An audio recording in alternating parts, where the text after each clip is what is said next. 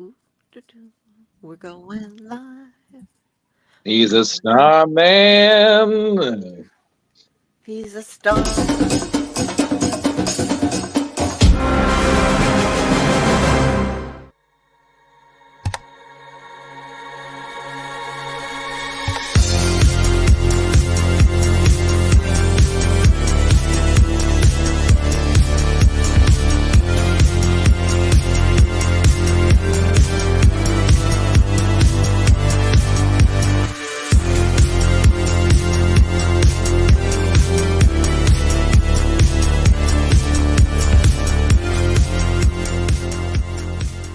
So the only thing left to say, of course, is the one obvious thing. Hey, stop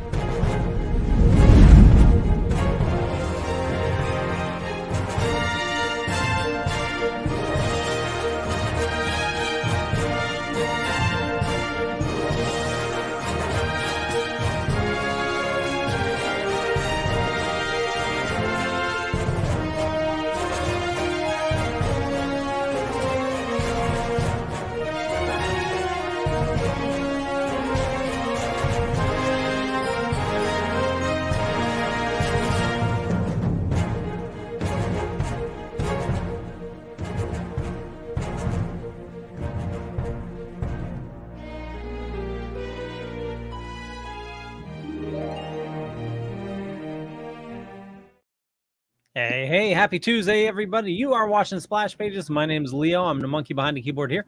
We have a great show scheduled for you as always. And with us, we'll go Jar Jar. Hey guys, Tuesday night, Jar Jar here. I'm really excited for this show to get started, so I'm going to push it on right away to whoever's next. Gary. Hey everybody, how's it going? Holiday season is just kicking in. It's Tuesday night for Splash Pages. We have a great guest coming on tonight. Red Oscar's getting drunk. It's kind of the usual thing. Beyond having my own cute little thing, though, swip it on over to Drew.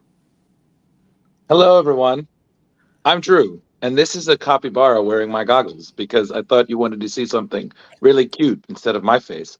Hi, everybody. I'm back.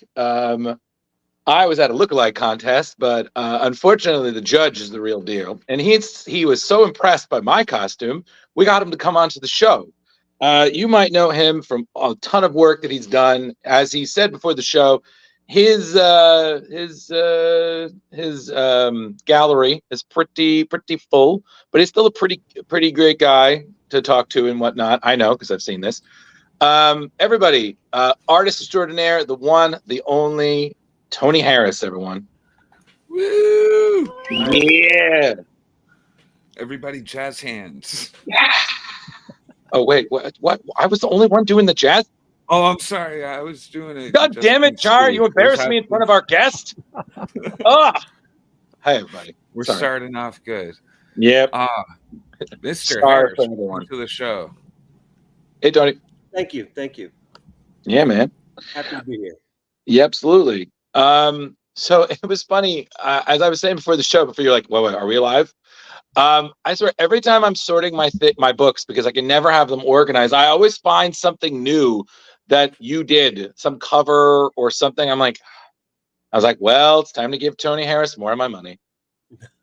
It's not surprising. My publishing catalog is pretty big, and the only reason I'm even aware of that fully is recently my wife and I, well, I've been putting it together for a long time, but we've never actually bagged and boarded my whole catalog.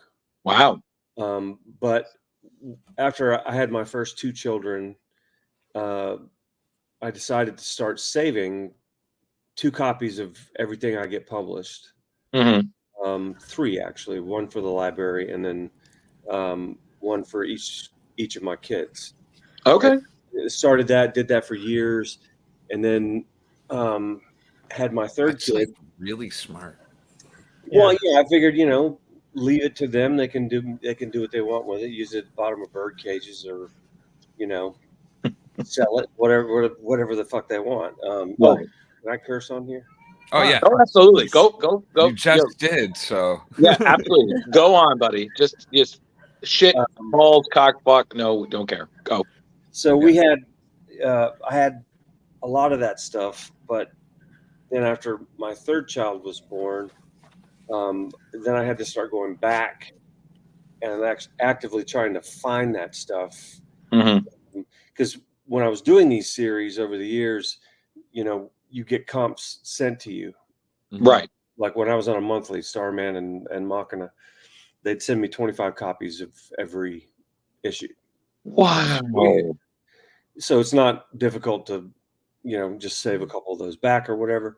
Right. But when you do cover work, normally you don't get comps unless your editor sees fit to grab a couple copies and toss them into your like a manila envelope and ship them to you.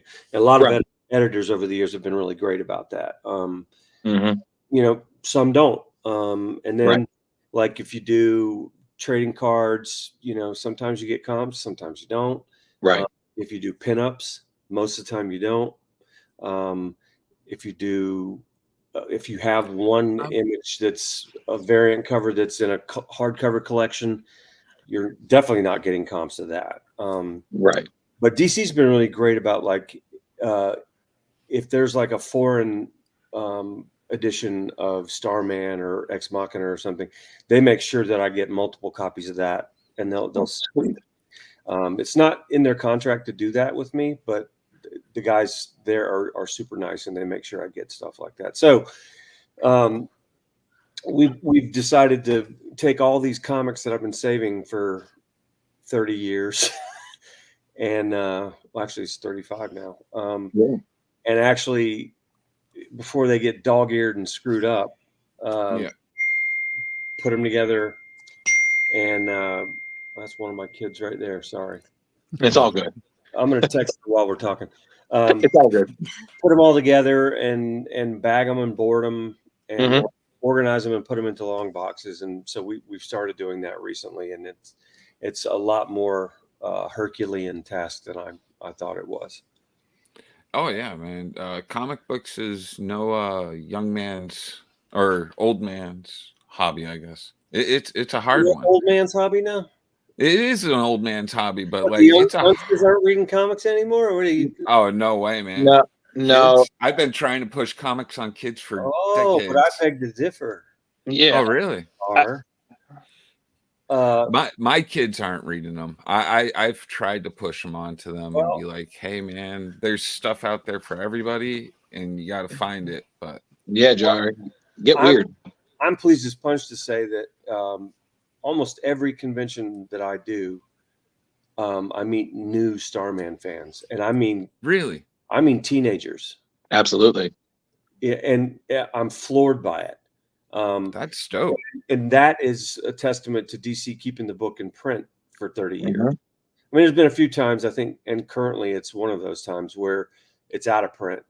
Well, actually, no, it's not out of print currently because I just did those massive door stops. Yeah, I was going to say.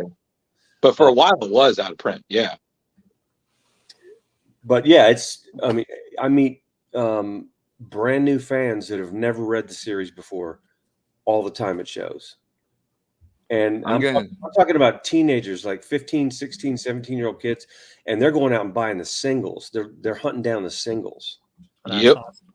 So, well, it's hard to read those big doorstop things. I call them baby killers.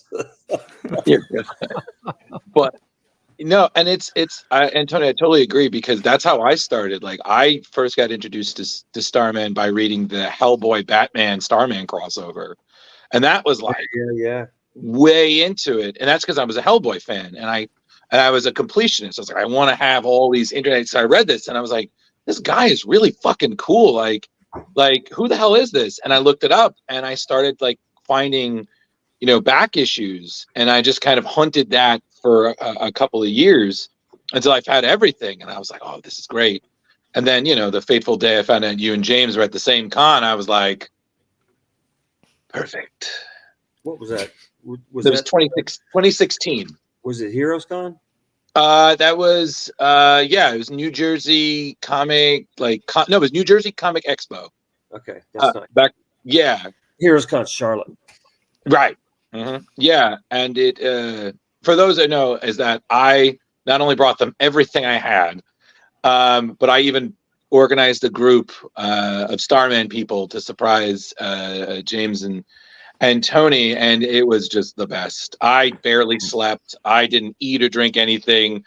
I was so happy. I was like, nothing could have brought me down. You can be like, you have no money. I'm like, I don't care. I don't suppose we have a photo of that ready. No. No, I was so excited. That's too bad. I've shown it enough. It'd be nice to you. You were like James was like, oh, this is the, you were like, that's cool. You were like, you were the chill one. You're like, that's pretty cool. You did good. You took a photo with me and a few of my friends holding my star rod. Correct me, Cosmic Staff. We went over that last time. Rod. Yeah. I just said this to my wife earlier tonight. We were talking about Starman, and I can't tell you why. It's all good. It's all good. And I said, yeah, it's not. No, we don't say Rod. Yeah, we say Cosmic Staff now. We go. It's a better choice. Yeah, because and it's funny you said it because the guy who helped me build mine, his then girlfriend had a similar reaction. Because it was like, yeah, Bill, we're just working the star. I was like, working this. I was like, okay, I see it, I hear it now, and I know. I'm like, Cosmic Staff. Yeah, I'm all about phrasing. Yeah, if I was like a little too chill, I apologize. I'm No, man. I don't leave the house very much. Oh, it's all good. I have like High five. a bit of social anxiety. And conventions are really the exception to that. Well, I do okay there, but I get overwhelmed like really quickly. I hate doing press. This is very rare for me here. Thank you. Seriously. We really do appreciate it. Sure. Yeah. And, We've been after you for like 8 months, I think. I'm happy to do it. I just don't do it very often, and that includes like print interviews and stuff too. I think the last one I did was for the back issue thing. Yeah, which I read, and I'm still so pumped. Still waiting. No, it was a great experience. Like I was on top of the world, my man. You and James signed everything I brought. You talked to all my cosplayers. Like it's always been like that was my high if I had a cosplay career, that was the peak. I was like, this is perfect. Well, you guys are great as far as my memory serves. Oh no, it was funny. Because I remember talking about it to James later, and he was like, I couldn't believe you had some variations. And it was funny because I always tell when I'm having him, he pulled aside, he's just signing everything I had. And then a guy dressed as Etrigan just walks by. And I was like, you can't make this shit up. It's Etrigan the demon. And of course, James got a photo. That's pretty cool. And I was just like, okay, I'm fine. Like, okay. No, but man, it's been so great. And it's always great seeing you at any of the cons. And just real quick, just popped up. Bill's awesome. We always see him at Terrificon. He's saying hello all. Tony, did I notice you chatting with Walter Simonson about Dr. Phosphorus earlier today? I tagged him in a post that I made. I'm not sure Walter has seen it or I haven't been on Facebook, I don't think today. I usually don't get on until later in the evening after my work day in the studio here's done. But yeah, I mean, if you've read the Starman series, you know that we did an arc where Phosphorus was part of it. And I had a blast with that character. It was so much fun.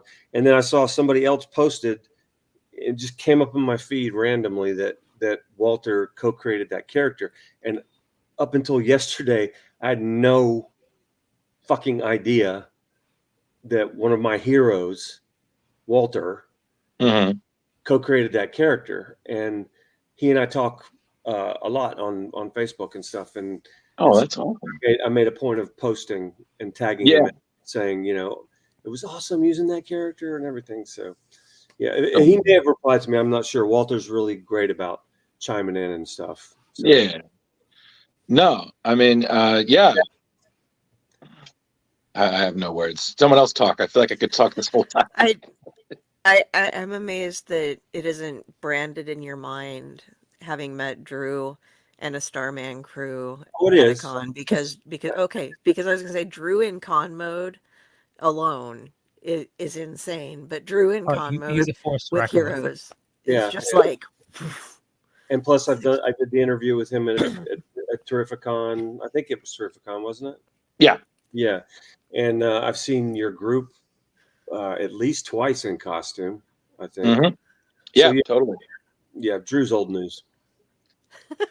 You know, coming from you, that's, to quote Nick Cage, that's high praise. So I'll be old news. And Opal, old is always new. You're officially an opalite. I didn't know I needed to hear that. Thank you. It's official. It's been on the show, everybody. I don't even know what if you're from Opal. I don't even know what is it opalite? Would it be opalite? Yeah. No, I'm gonna go with opalite. I feel like that makes sense. Sounds kind of weird. Yeah, but it's fine. You know, it was a 90s comment. Opal, that sounds awful. That sounds weird. Yeah. I like It's opal. kind of a mineral sounding word. Yeah. Opaltine? No, that's no. too much like opal. Been done. All I know is my next tattoo is going to be on my finger, Nice. across here, Mm-hmm. and it's going to say Opal City across my finger. That's awesome. Oh wow! You're deep into the character as well. That's pretty cool, man. Like you're that deep into the whole Starman stuff, the whole that's friggin' dope. Yeah, man. He was. I had it actually, Drew. I had it changed. This original tattoo was just the inner. Yeah. Just the inner part, the original, and it's too small to. I don't know what I'm doing here. It's too small to put the actual zodiac symbols on there because they would just end up bleeding. But it had a couple of scars on it, and the guy that did it was supposed to make it the same size as my Ex Machina tattoo. Right. Because I got these because they're the only 2 monthly books I've done in my career. I won an Eisner for both. So I went in and got these tattoos pretty close to the same time. And I wanted them the same size. And the guy that did the Starman on this hand, he measured from the outside of the points, not the actual circle. Oh. So they weren't the same size. How'd it feel getting tats on the backs of your hands? No, it's pretty bad. Yeah, I figured as much.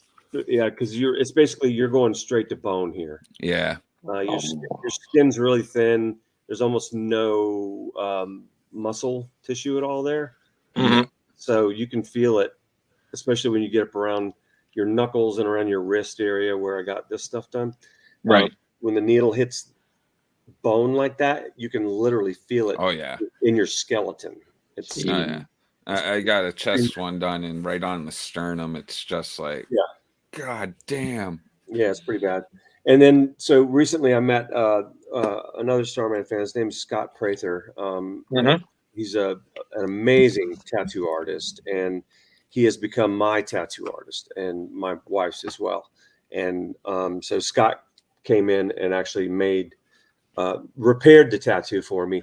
And then we came up with the idea of actually putting this extension around the outside to make it the same size as the other. And he redid this one too, which looked terrible. But now they're beautiful. They look great.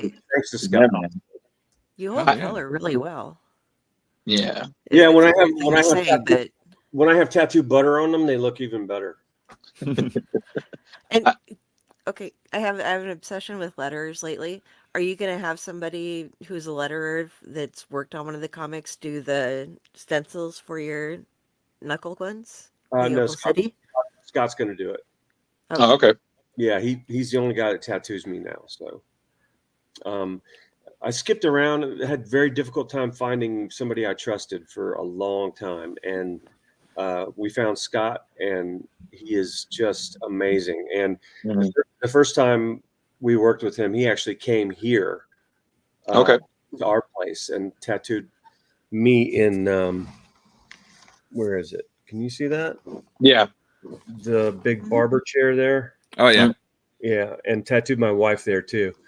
Cool. And It looks like a death chair. it's a 1930s barber chair. And then wow. Recently we did a show in Texas, and we actually went and hung out with he and his wife for a couple of days and got more work done. And the next time we get tattooed, he and his wife's name is Becky as well. They're going to come back here again. So we actually make trips out to see each other when we get work done. So. Oh, that's awesome. Okay. Yeah. And it's so funny you bring that up because I'm always so impressed. Like I've run into a few Jacks in my time. Mm-hmm. And it's so funny because I ran into this one guy at New York Comic Con and he had the card ready. I was like, oh my God. It was just like looking into a spookily handsome mirror. Because he was a little different than mine. And he was like, oh yeah, yours is based on the Smallville version. I was like, yeah, and yours is, a little bit more comic based. And it was just so crazy. And then even at like Terrificon this year, like I didn't get a photo, but I saw another Starman. And I was like, yeah, it's funny. I went years without seeing any at all. And then in the past 2 or 3 years, I see at least one at every show I go to. Yeah. And I don't know if that's because of the resurgence of the big trades coming out again or what. So hi, whoever that was, I missed that real quick. Bewildered. Good evening. Yeah, we're doing good. We're having a great time. Our guest has tons of stories. But the very first guy I saw cosplay Jack was actually before the comic even came out. Wow. If I remember correctly, it was 1994. Mm-hmm. And it was San Diego Con, and James and I were there because the book came out that year in August, and I believe San Diego was in June or July. Mm-hmm. And we were there at the DC booth promoting the book's release, and all we had was the poster. We didn't have copies of the book at all. Right. And so James and I were there signing books and stuff, and this guy shows up in full costume. Wow. As Jack. I mean, right down to the cosmic staff, everything. Right. And I got pictures together with him, which during our session here, I'm gonna sneak right over there because I found a picture of his ass just today. Not his ass, but I know. I'm just saying. I found it. I mean, we said you could swear and stuff, Tony, but through my old photos. Nice. And I stuck it aside over there, so I'll run over there in a minute and grab it. Yeah. But so he had this Zodiac on the back of this leather jacket, and it was embroidered and just beautiful. Oh, wow. And I complimented his costume, and then he gave it to me. Oh, no. And what? Awesome. I've had this for 30 years. Wow, that's beautiful. This guy handmade this. And I don't know if you can tell, but like I think it was all white fabric, and then he just went in with some kind of dye and did it. So that's why it's got a bleed on it, because it looked like it was that day. Right. But he didn't. I don't know if he intended to give it to me or not. Mm-hmm. But he took it. It was not sewn onto his jacket. Right. That's amazing. He only had it on there with safety pins. Wow. And he just took it right off his costume and said, "You need to have this." And I don't know if you're out there. I can't remember your name, but you were incredible. You were the very first person to cosplay Jack, and I still have it. and it's one of my prized possessions. It's That's never really cool. never left my studio in 30 years. That's one of those heartwarming stories. Yeah. Like and as a comic nerd, you like I have to say, Tony, we 90% of the guys we meet do, they love their job and everything, but beyond doing the job, that's what it is. It's the job. You seem like, good Lord, like I love this geekdom. I'm a bigger nerd than all of you guys put together. Oh, I know. I was going to ask you if you had to choose one, what geekdom would it be that you say is like your favorite? Star Wars. Yeah, definitely Star Wars. I'm a big Star Wars guy. Yeah, Star Wars is my jam, and it's all original trilogy for me. Nice. I'm a purist. Thank you. I got original Boba Fett. I do enjoy all the other stuff immensely, more than a lot of people do, because there's a lot of haters in the Star Wars fandom. Oh yeah, I've never seen more hate. It's like everybody, so pure. Not everybody, but so much of the Star Wars fandom is so full of hate. They should all be Sith. I will say this: every time I feel like a new trailer comes out or everything, like I just feel the cloak over my head. It was like good. Let that hate flow through. I'm like, oh my god! I've never seen a fandom that loves to hate what they love so much. It's unbelievable to me. And the new hate erases the old hate just a little when bit. something comes out that I don't think is great or doesn't have the right feeling of the Star Wars universe, I'm the first one to, among me and my pals, talk about it. But I don't actively go on any message board or anything and just shit talk the thing I love more than anything. I mean, it just doesn't make any sense to me to do that. And if you hate it that much, then leave it alone. Go love something else and then hate that one. Right. What do you think of Mandalorian? Oh, I loved it. Yeah, that had the absolute right notes to it.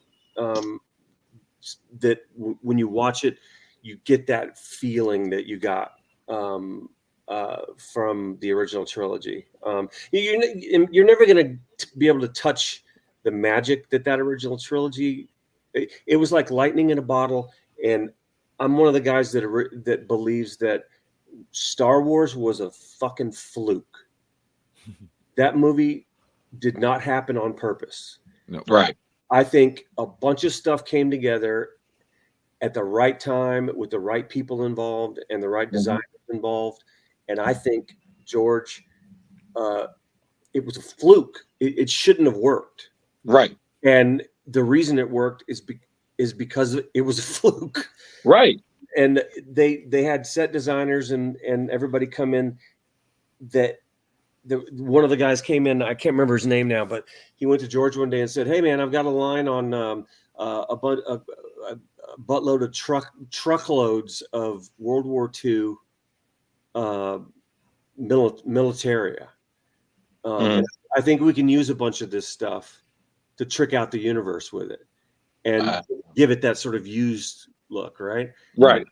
George said, "Okay, cool." So he went and bought a bunch of truckloads full of this stuff, and that's why everything has that look to it. And I could waste your time. I'm not going to, but right down to, everything from weapons to uniforms and everything it's all either Allied or Axis military stuff from the Second World War.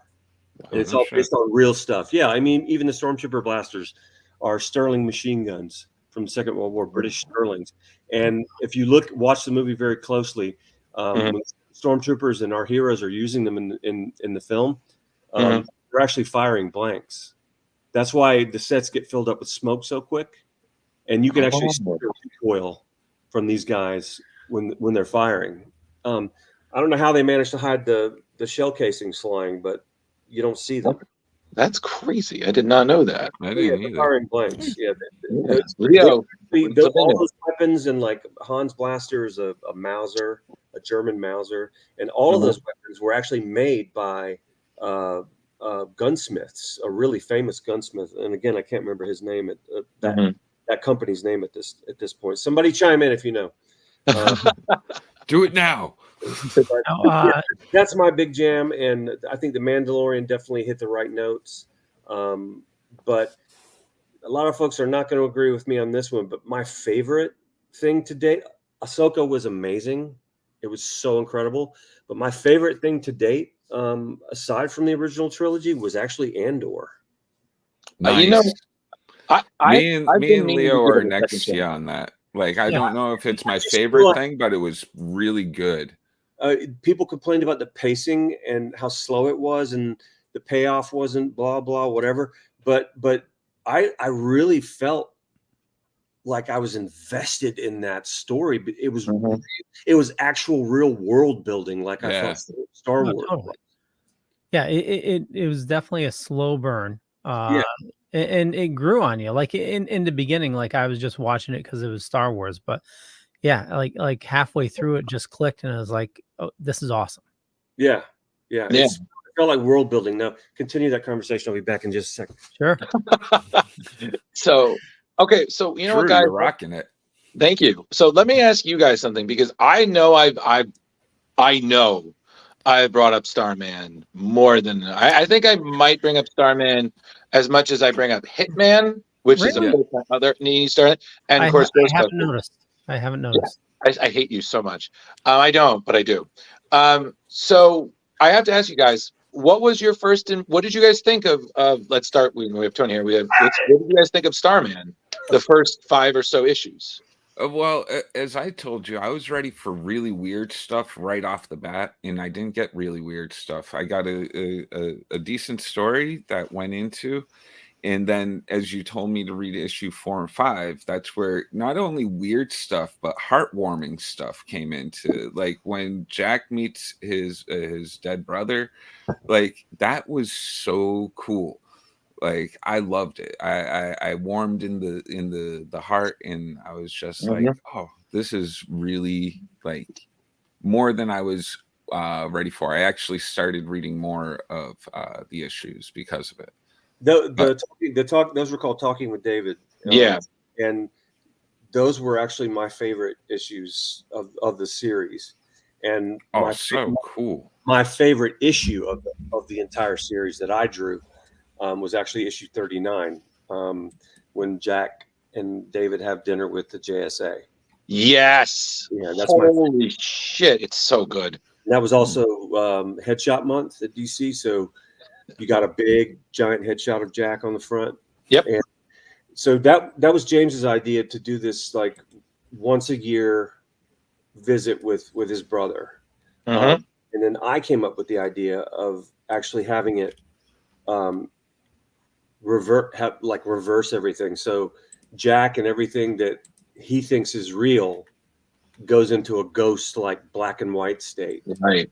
And then David coming to him as a spirit or whatever the hell. I don't think we ever actually acknowledge in the series what the hell David was.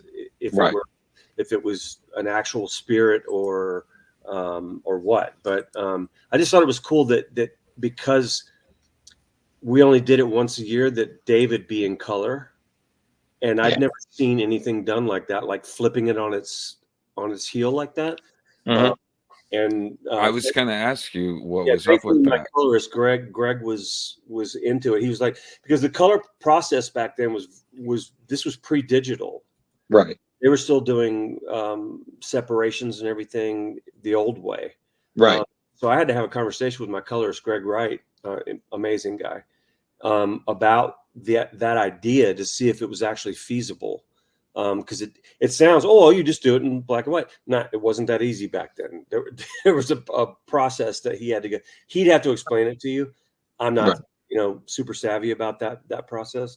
But he said it was possible, but it would be a pain in his ass. But yeah, I don't think it was a pain in his ass. I think Greg just liked to complain back then. But he did a tremendous job with it. So. Yeah, I mean, it's funny because I was rereading it, because it's funny. I reread Starman and Hitman every year, usually around the holidays. I don't know why. I'm just sentimental. Um, Oh and I never get tired of it. Like I've read it so many times. I never get tired.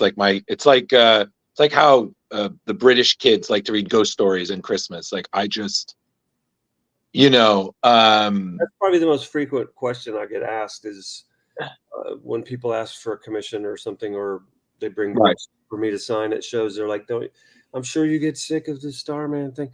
I don't, and I'll tell you why. Because Jack made me.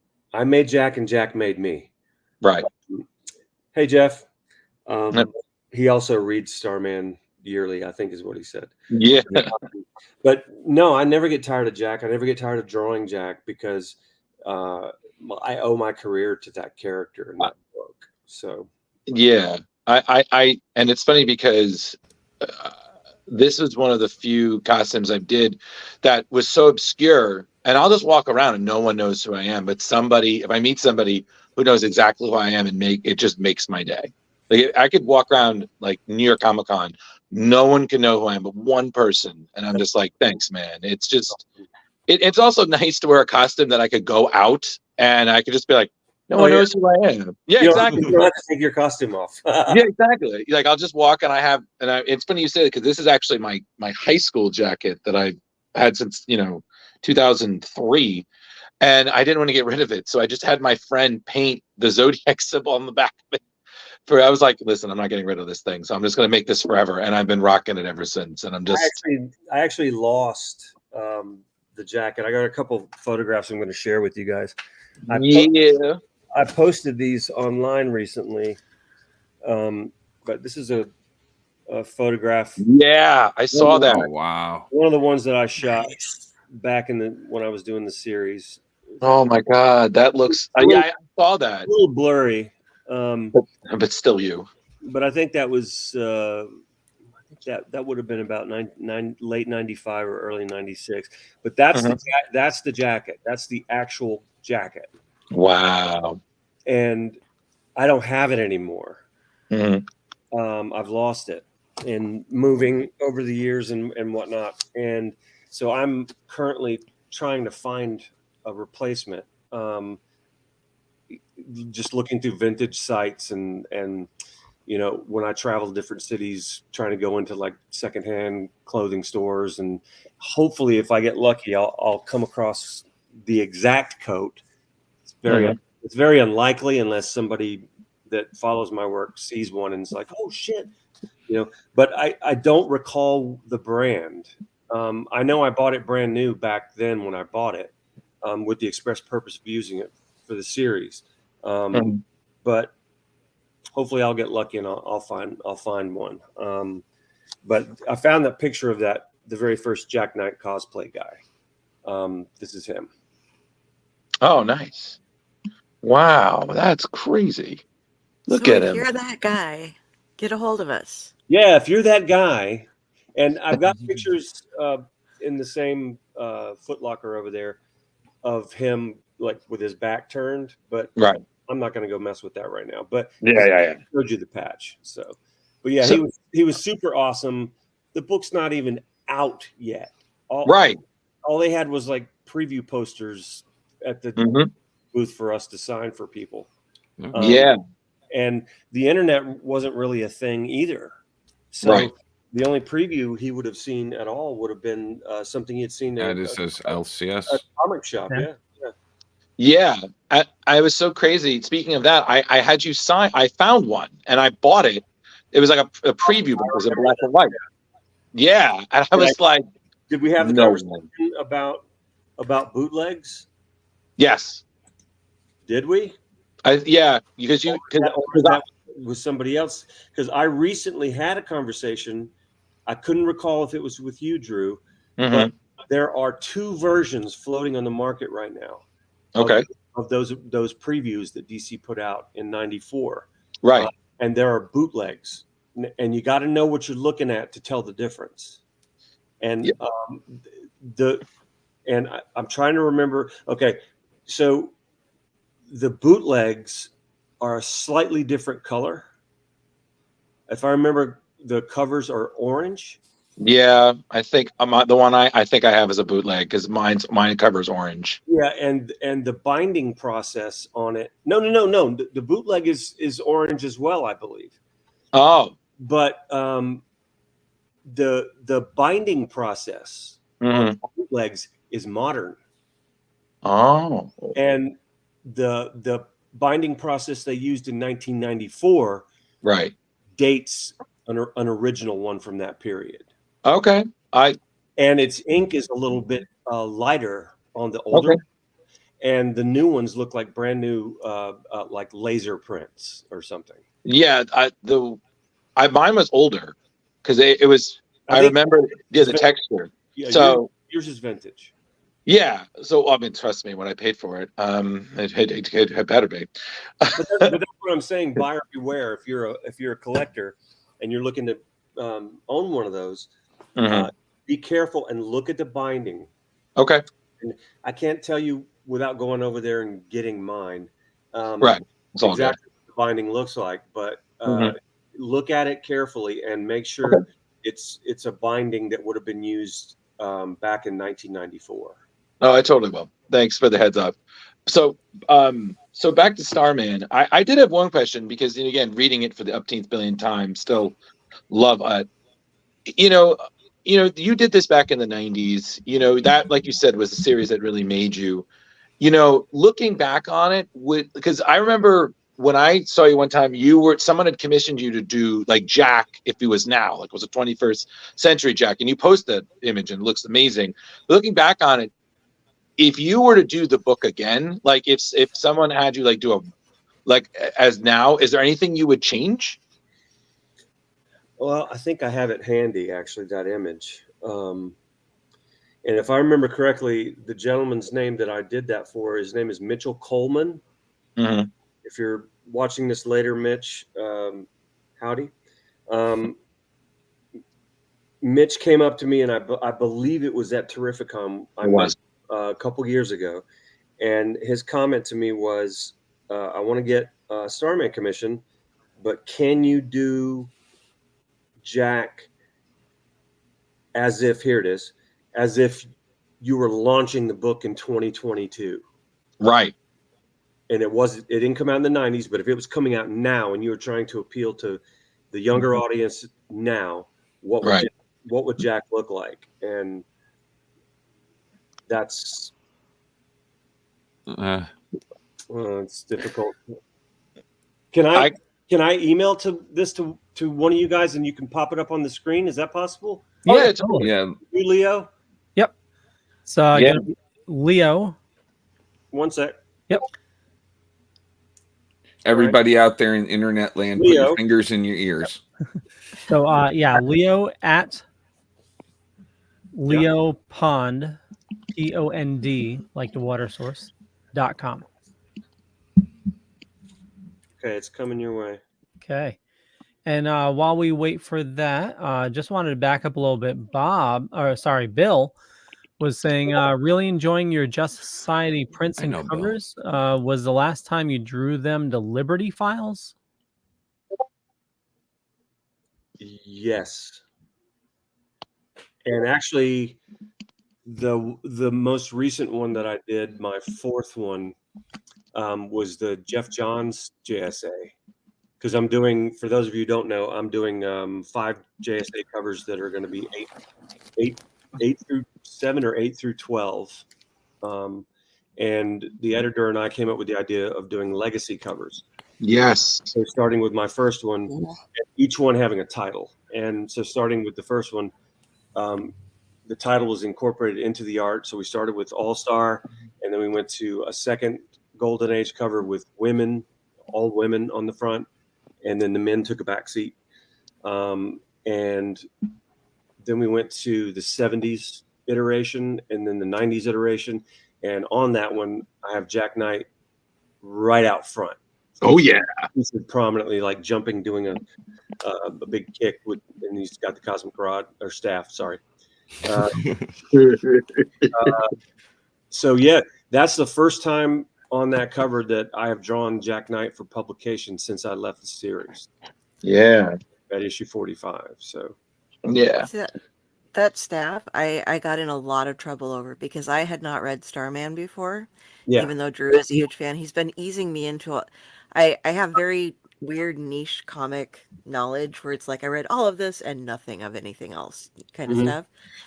And so we were reading JSA for something earlier in the month, and I was like, I don't know much about this Stargirl. I just know she rides around on a, on a golden staff or something. And he's like, look, you don't talk down about this staff. She Well, was given that. He just gave me yeah, this huge lecture. I'm like, okay, man, But I just thought she was nobody gets assigned it to. right. Nobody gets it right. I've seen umpteen people draw that thing, and I've never seen anybody but me draw it correctly for publication. And that includes Andrew Robinson, who was my studio partner, who I handpicked to be my replacement as the cover artist when I left. right. Mm-hmm. Andrew's a fucking brilliant illustrator, but he put his own little spin on it. And Mhm. maybe that's it. It's like every time you see someone draw Batman, They do something with the cape. they do something slightly to make it, their own whatever, Right. put their stamp on it, but they still have to adhere to the basic look of Batman. But I think that's really what it is no one's ever drawn it exactly the way I did. So. Yeah. And it's so funny because again, I've cosplayed obviously as Jack, but it was funny because I did a con where me and my girlfriend who she when for the Starman group she was Shade, so we actually switched. So she was a female Jack, and I was Shade, and I've never felt more. I was like, wow, I feel really evil, but I am so well dressed. Like I was like, I'm channeling it so well. I was like, I could kill you, but I won't. Well, because it will ruin my appetite. Yeah, I That's have one of my new favorite I have his characters. top hat over there, and I have his cane over there. There you go. Yeah, and it's funny because I borrowed a cane and a top hat from somebody because like you got to have that, man. And if you see me at shows coming up in 2024, the cane actually belonged to my grandfather. oh wow, And I recently made molds of the cane. Oh, nice. Mhm. I have resin castings of the cane for sale at shows. Oh wow, I'll definitely. They're going to be unpainted. Okay. I'll have one painted that I did just for show, but Right, of course. I will have them at shows. Yeah, but so yeah, Starman. There we go. Oh, So Yeah, look at how courtesy of Mitchell Coleman's request, and so this is what Starman would have looked like if the book had been launched in 2022. Mhm. Oh, I dig it. gorgeous. More of a contemporary look, I think. James always hated vests, and I won't tell you what he said when I put Jack in that vest in the sewers when he was trying to find Grundy. Oh yeah. But we had a big fight about that, and he actually wrote. He hates vests so much. I don't know if that's still the case. I'll ask him. But that he actually wrote a scene where Jack gets into a fight with somebody and burns the vest off of him. But I knew it was coming, so I had him change clothes. that's great. Before that scene came up, he did like a quick switcheroo wardrobe change. But yeah, can you pull that back up again? Yeah, I want to talk about the look here a little bit, and why I did the things I did. Because of technology being so much further along than it was then, I decided that as part of his origin, it might be interesting to have him lose his left arm when he first takes on the mantle. Okay. When his first, outing as Starman, Right. he had no idea what he was doing, much like in our book. Mhm. And so he ends up losing his arm in a terrible accident. And his father, who is not just a scientist, but is also really big into robotics at the time, because again, we would have to tailor that origin to fit like modern day. So he actually constructs not just the cosmic rod, but a robotic arm as a replacement for Jack, and his hand actually can be taken off, and you can replace it with multiple different versions of different hands for different purposes. And it's hardwired into his brain. His as part of the injury and the accident he had, he also had a head injury, so he has a partial positronic brain. Oh wow! That's basically a super powerful computer that is Bluetooth connected to the cosmic rod, so he can actually control it with his mind. Nice. And have you pitched this to DC yet? No. They're not going to do anything like that. No, man. But and it's funny because I recommended we do Starman because that was you at one point in your career, and then you're doing Ex Machina, with the great Brian K. Vaughan, and not only it's a totally separate thing, but it's the same style, and I'm just like, oh my gosh, but like I read Ex Machina ages ago, and I was just like, I was blown away about how much energy is in the story, which I feel some of is you and Brian K. Vaughan. The little nerdy references for the kid were killing me. Like how excited he was that a voting booth. His mom's like, "Oh, it's like Superman." It's like Superman. I'm like, I can't. Like, my son actually. Yeah. So I cast people that I knew for all the characters in the book. No kidding. The same people actually played those characters for me for almost 7 years, for the duration of the book. They all lived in my neighborhood, and we would get together after I'd get the script each month and do a read through or a table read like they do in Hollywood when they're doing a film. And we would actually, everybody would get a copy of the script. They all knew their lines. And the longer we did it, the more they got into their character, and they all felt like they knew the characters because it was them, That's crazy. And so they'd read their dialogue, and I would actually direct everything like we were doing a stage play, and I would shoot everything. So that is the whole thing was shot like a film. That sounds like a fun Saturday night. It was, and this is totally by accident. But my son, I cast him as young Mitchell. Because he was the right age that Brian had no idea that I had a kid that old. I don't think I've really talked about it, but so Mitchell at a certain age. And so I used my boy, which I don't think I ever really mentioned to Brian. And so it just, I mean, this was totally by happenstance, because I'll double check with Brian, but I don't think he did this on purpose. But every time there was a flashback to Mitchell as a kid or a youngster or a teenager or whatever, my son was literally aging in real time. That's freaking crazy. Mitchell did in the series, because now he's 26.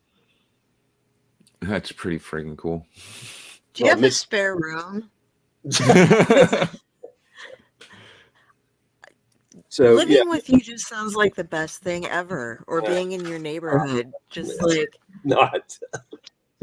But it's again like certain things. Like I forgot certain things, like the parallels to the real world.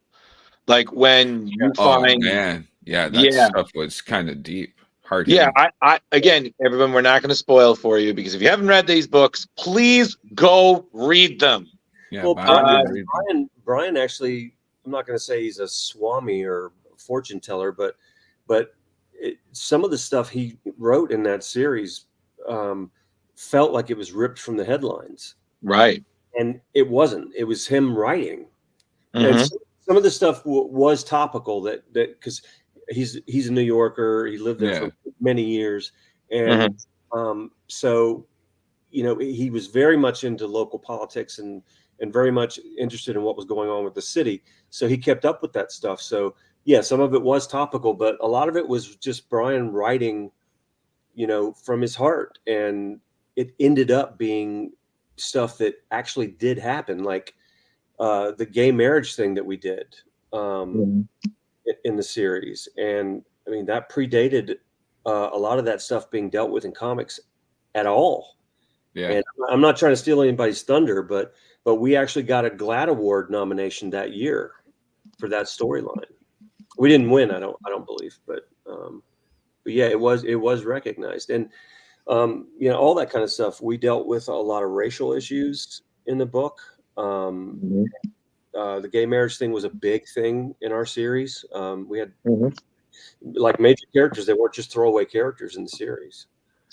So I have to ask, because again, you've seen Starman, and you've seen probably other characters from Starman, and have you ever seen any Great Machines? Oh no, I'm waiting for that. I've never seen anybody. That would be Great Machine. dope. Now I've got his costume here. Right. Do you? Oh yeah, I actually built it. And, So cool. well, look, his costume is complicated enough. Yeah, that helmet that you see there, and most of his costume, I built all that because I knew I was going to be shooting photo reference for everything, and his costume is complicated enough to where I wanted to make sure that I had good reference for it.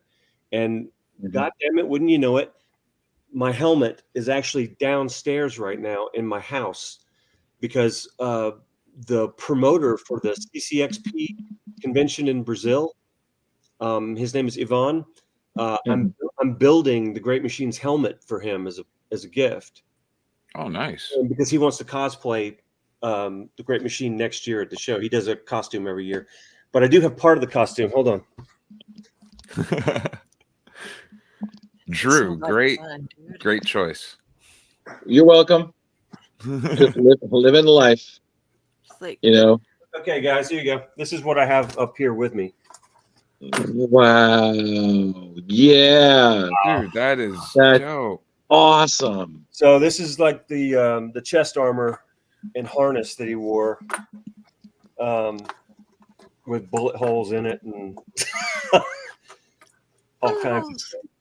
So yeah, he would. That's why he had a like a pit crew with Bradbury and Kremlin. Yeah. He had these guys had to help him put this stuff on. These are the goggles, and these are actually vintage British World War II pilot goggles. Nice, very nice. And is that another of your geekdoms, Old Wars? Yeah, I collect militaria from the Second World War. Oh, that's cool. My wife just walked in with the helmet. Are you? Yeah. Becky, Good job, Becky. Becky's watching it live, and she just said hi. She just Becky brought the damn helmet up here. Whoa! Holy! Oh, that is wow! That's amazing. How many hours of work you put into these? Enough. I don't remember how long it took me to do this one. God, that's gorgeous. That is crazy. But it's all custom made. It's the base of it is actually Anakin Skywalker's helmet from pod racing. Oh, I see it. Oh, yep. Yeah, and then as soon as you said that, I was like, oh yeah. Yeah, and I changed the earpieces and all this stuff on, and then I took Bondo that you use on cars and actually built this big fin on the top. And like this piece right here is like the hatch cover on an M16 that flips down when you charge the handle, so the shell casings can fly out. This is like an expanding headband that goes on the inside of a safety helmet that I just took out and put on here. And this is like some kind of dial from something. I don't know what it is, but it's got like numbers on it. So I don't know. Maybe that's the volume for the earpieces inside the helmet. And these are like old speakers that I took apart. That's awesome. And stuck on. God. And there's a Vietnam era helicopter pilot helmet. Wow. That is super cool. Liner on the inside. You see that? And it's got like the chin strap and jeez. And these are just regular plastic safety goggles that I flipped upside down and then cut them to be the right shape. Wow. That's amazing, man. And my son made this mask for me as a gift one year for my birthday. because he's an artist as well, and he actually made this out of leather, and it's Wow. one of a kind prototype. But I'm going to make a closer version to what. But this is precious to me because my son gave it to me. But so let me say your beloved, your Diane Belmont to your Wesley Dodds, definitely just wanted to say thank you. Yeah, you know, so I was like, no, Miss Harris, you're good. You're great. Thank you so much. You're wonderful. And then this is the I can get it on. This is the neck piece. Oh, okay. It goes Wow. like Holy crap. This is awesome. and then that big armored chest piece goes over, right. Over the top of this. So wow, this is the coolest, man. Like, geez. Dude. So yeah, I built all this stuff back then. But and I'm actually building the jetpack, which I'm not going to go dragging that shit out. What? No, please don't. It's my brain. Yeah, it's okay, Becky. It's all in pieces because I scratch build everything. So I basically use found materials, and that's what we did in the series. We had Mitchell actually dreamed this stuff, these machines, and then Kremlin actually built everything for him based on schematics that Mitchell would draw. Yeah, I wanted everything to look like it was stuff that he could go and actually purchase at like an Army Navy. I have that, or like a flea market or something like that. Yeah, and absolutely, and I think, I'm sorry, guys, I have to say this is like the coolest. This is like, oh yeah, no, just hear the real thing. I'm like, what the H? Man, I'm censoring myself. It's ridiculous. So what we learned is, Tony, your side job is you're actually a superhero. I'm a nerd. Yeah, jack of all trade in the nerd kingdom. Unintended. I basically make the costumes and props of everything that I draw. That is so that is cool, awesome. man. Well, yeah, man. man. When you draw for a living, you need some kind of hobby that is not drawing. And I sculpt and I like to build things, and I've got a good eye for it. Do you guys do table reads for all your comics? Oh no! That was a very special. When I got the job for Ex Machina, I knew what I was in for. It was going to be less action and more about politics and interpersonal relationships between, a group of people. And so I wanted everyone. I knew there was going to be a lot of dialogue scenes and like West Wing kind of drama, right? Right. And so it was very important to me that everyone have a very specific face, and they were recognizable from a distance if they were silhouetted or whatever. And so, I didn't have like a 5 people in the room and 3 of them were guys, and you couldn't tell which dude was which, right? So that's why I went to that Christmas party in my neighborhood that year, and I'm literally walking around the Christmas party. And I've already gotten the job at that point, and I literally cast the whole book at that Christmas party. That is great. Person, I was like, I'm Tony. This is this thing I'm doing. I promise I'm not a creep. You're now in my book. Can I use you as a model for this? And they all gave graciously of their time and didn't ask anything in return. That is awesome. They gave freely of their time, and like I told you before, they were so invested in the characters after some time had passed that you could see it in their performance. They became actors in a way. It was great. If you ever want to make a comic about 4 podcasters, I know 4 models that would love to. That's funny. Yeah, so I don't do that with every project. The only time I do use photo reference, and I have over the years, because it's a great tool. But the only time I've gone to that length was my favorite issue of Starman, issue 39, when it was the big around the table dinner. We actually drug a huge long couple of fold out tables and my neighbor, who's also an artist, Craig Hamilton, at the time. Okay. He actually did some issues for us on. Yeah, I was gonna say I know that name. Yeah, he did the McHale 1970s disco. Right. Yeah. And Awesome. he did some stuff with the Shade too, and it was beautiful. Yeah. But Craig had the apartment right next to our studio. Right. And he loaned us like tablecloth, candelabras, dishes, wine glasses. Everything you see on that table all came from Craig's apartment. And we set that whole table up. And my then wife was going to engineering school, and she had a bunch of her engineering friends from the college come over and volunteer their time. Right. And we all they all sat around the table. I played Jack, of course, and then we shot the whole thing, like I was talking about with Ex Machina. Right. But that's the only time I ever did anything like that. What? But that, again, that was because that whole issue was nothing but conversation. Right. Yeah. And it was so key to have everyone emoting and you believing everything that they were saying and talking about, instead of just being a bunch of talking heads, you know? Yeah, totally. And it's also funny because, I mean, 2 points. The first thing is that you've been a part of books where the stories were allowed to essentially conclude their story. Because you see, it's a day and age that sales really dominate a lot. So sometimes a great story won't get a chance to really go the full explanation, length, and journey that it can go because the book didn't sell well. So it unfortunately. That's happened to me too, actually. Yeah.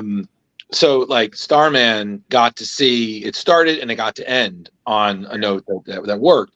Ex Machina also, you had your time and issues. And it was funny because I think another reason that Jack also resonates with people is that, you know, it's such a personal story. I mean, not only is he one of the few superheroes, he doesn't have any powers. He's just, you know, he has some martial arts training and a bevy of pop culture. Jack has the power to get his ass kicked. How about that? Yeah, I thought that was the really about great part about Jack. I was just like, oh, he knows martial arts, judo. Yeah, but you know, there's that real personal thing, and you know, he has that complicated relationship with his father, his own brother, people in his life, and it's actually funny because I don't know if I ever told you this, but I actually named, because I have 2 chinchillas. And when it was time to name one, I was like, okay, you get one. And one of them was a really sassy, like, girl. And I was like, I know exactly the name. And I was like, you shall be called Sadie, because you are a sassy girl, but I'm going to win you over in the end. Yeah.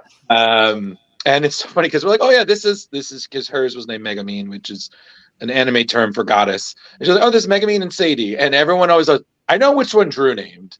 And 9 out of 10 times, is that a Starman reference? And I was like, yes. Yeah. So for those of you watching or listening that don't know, Sadie was Jack's woman in the series. Yeah. Got to keep reading. Jari, got to keep reading. Carrie, Leo, keep reading. But yeah, so I forgot to tell you that last time. I tributes.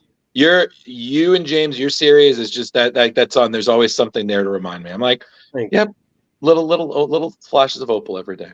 Well, if anyone has any specific questions, fire away. Right? Please, I'll just shut up now. Let's go. Sitting right here. So. So as you do all the costume building and the acting things out, are you into role playing at all? Like, do you play any sort of role playing games? Just having fun? I did in high school, but not nowadays. No, I just don't have the time. I mean, I know what you're talking about. I'm married and my kids are grown. I still have a 16-year-old little girl in high school and who's not so little anymore. And she lives with her mother, but we're in the same town. So my work is so all encompassing, and my wife and I travel a lot for my job. And we do, Becky and I do probably 10, sometimes 12 shows a year. And that's a lot. But this coming year, that's going to have That's a lot on the psyche too, man. Like, yeah, it is. And that's not going to be the case in the coming year. or two, actually, because I've got something really huge on the horizon that I'm going to be involved in. So Yeah. Okay. Fair enough. It just made me think of that when you were talking about having a whole group of people. So I didn't know if you'd been inspired from role playing before, or if it's just how your brain works to focus on things I as an wouldn't mind artist. it. I wouldn't mind it, but where I live it's a very small town, and most of the other people that I know that are friends of mine that are industry people, or other cosplay people or costume builders or make, they all live elsewhere. I'm 2 hours south of Atlanta, so I'm close to that community of people. Right. But I can't find the time to get away. I mean, because when I'm not working, I'm trying to spend whatever precious time I have with my family. And when I'm not doing that, then I can squeeze in a little bit of time to actually build props and do that kind of Yeah. thing. There you go. We've Family had you first. for an hour and 10 minutes now. Do you have much more time? Because I can hang out. All right, cool. Like we haven't even touched onto the whole Zoop thing and like. Oh yeah, sure. Yeah, I was gonna say we've talked about the books. I want to definitely talk about some of your current projects, like what you're saying, and I also want to definitely ask you about Round Eye. So yeah, Round Eye and stuff. I had is Round Eye like the ultimate gig for you? Is it like your baby? It is. It's been in development for 15 years, and it was originally just me writing, doing everything. And then I realized at some point that because it wasn't meant to be this big, huge, ongoing thing. It was meant to be a one-off, like either a graphic novel or a miniseries. And then I realized at one point that I'm not a writer. I'm a great idea man. I can come up with a premise. I can come up with a hook. I can design all the characters. I can build that world, and I can even write a fair plot. But the intricacies that come along with being an extraordinarily talented writer who can just flower something into something that's just beautiful, I don't have that capability. At least I don't at this point. So at one point, James and I had reunited for the first time in 20 years to do the C-3PO one shot for Marvel. Yeah, and that was cool. That was beautiful. Thank you. That magic was, whatever you want to call it, that we had with Starman was still there. Yeah, it was like, I mean, we just were firing on all cylinders, and it was like we had worked together last week. And so I had been developing Round Eye for many years. So I said, maybe I'll just mention it to James. And so I sent him everything, and I asked him if he might be interested in the project. And he was. And so he came on as the writer, and I gave him 50% ownership of the property. So we're both partnered on this 100%. He's all in, and he's written 6 of the 7 issues of the first arc. Wow. And I'm wrapping the artwork, the inks right now on the first issue. And we're going to be going through Clover Press. Nice. And their model is to do Kickstarter crowdfunding for each individual issue. That's Round Eye. And then after each issue comes out through the crowdfunding thing, then they put everything together, and they lead with a hardcover for the retail market. I cannot wait to give money to that. Oh, thanks. Is there anything you have difficulty drawing? Like feet. Thank you. Oh my God, they're so hard. I hate drawing feet, but I made it my business to learn how to do it properly, because it was so difficult for me when I first started, and I still find it difficult. I work really, really, really hard to produce everything that I do, and it comes easier for some people. And I watch them work, and I can see that it comes easier for some people. It doesn't come easy for me.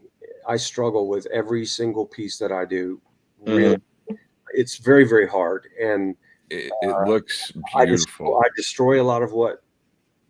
I would love to go through your trash sometime.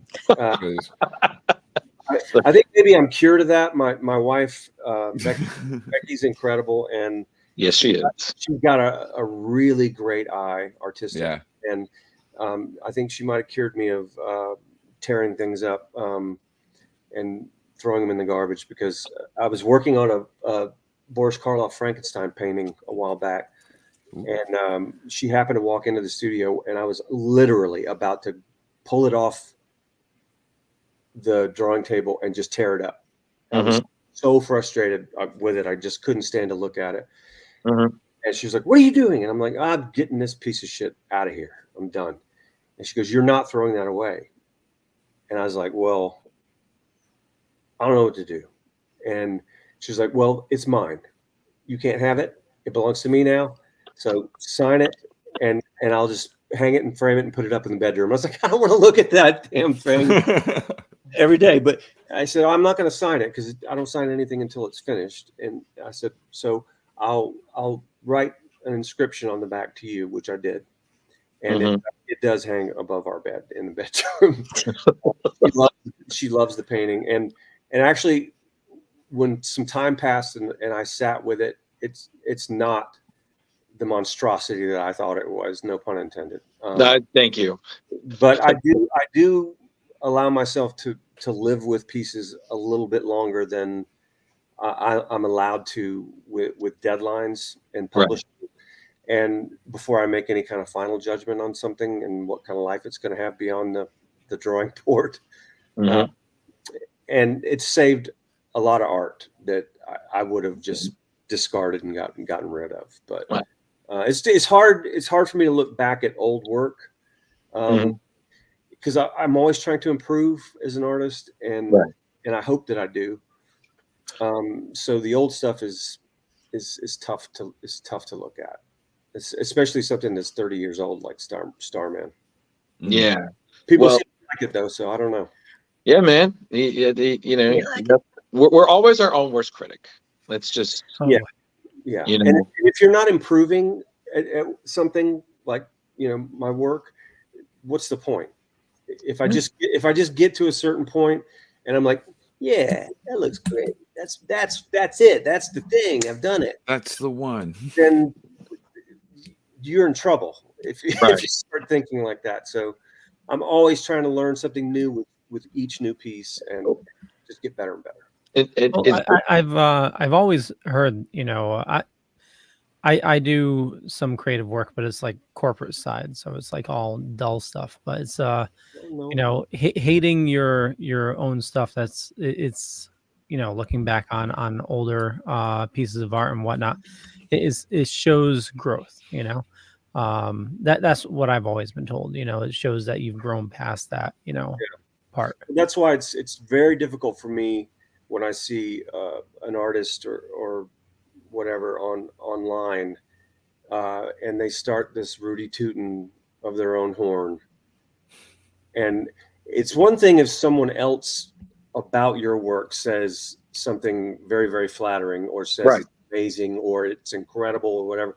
But when you hear those words coming out of the person's mouth that actually produced it, that's very cringy. Yeah, Jeff Burton just used that word in a sentence. I get cringy looking at some of their early whatever.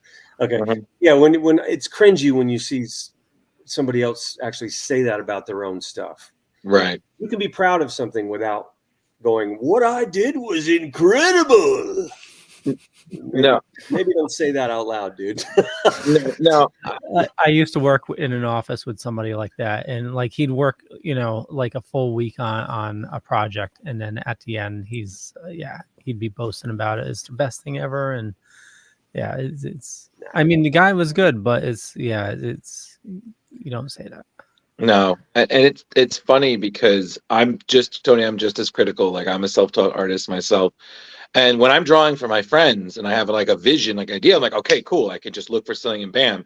And I'll just send it on like a postcard. And my friend's like, wow, why didn't you save this? I'm like, I'm not doing it for me. I'm doing it for you to make your day better, you know? It served its purpose. Yeah, exactly. And they're like, oh yeah, it's on our fridge, or we framed it, or. And I had this friend. She had a car accident 2 years ago, and she's a Ghostbusters fan, as am I.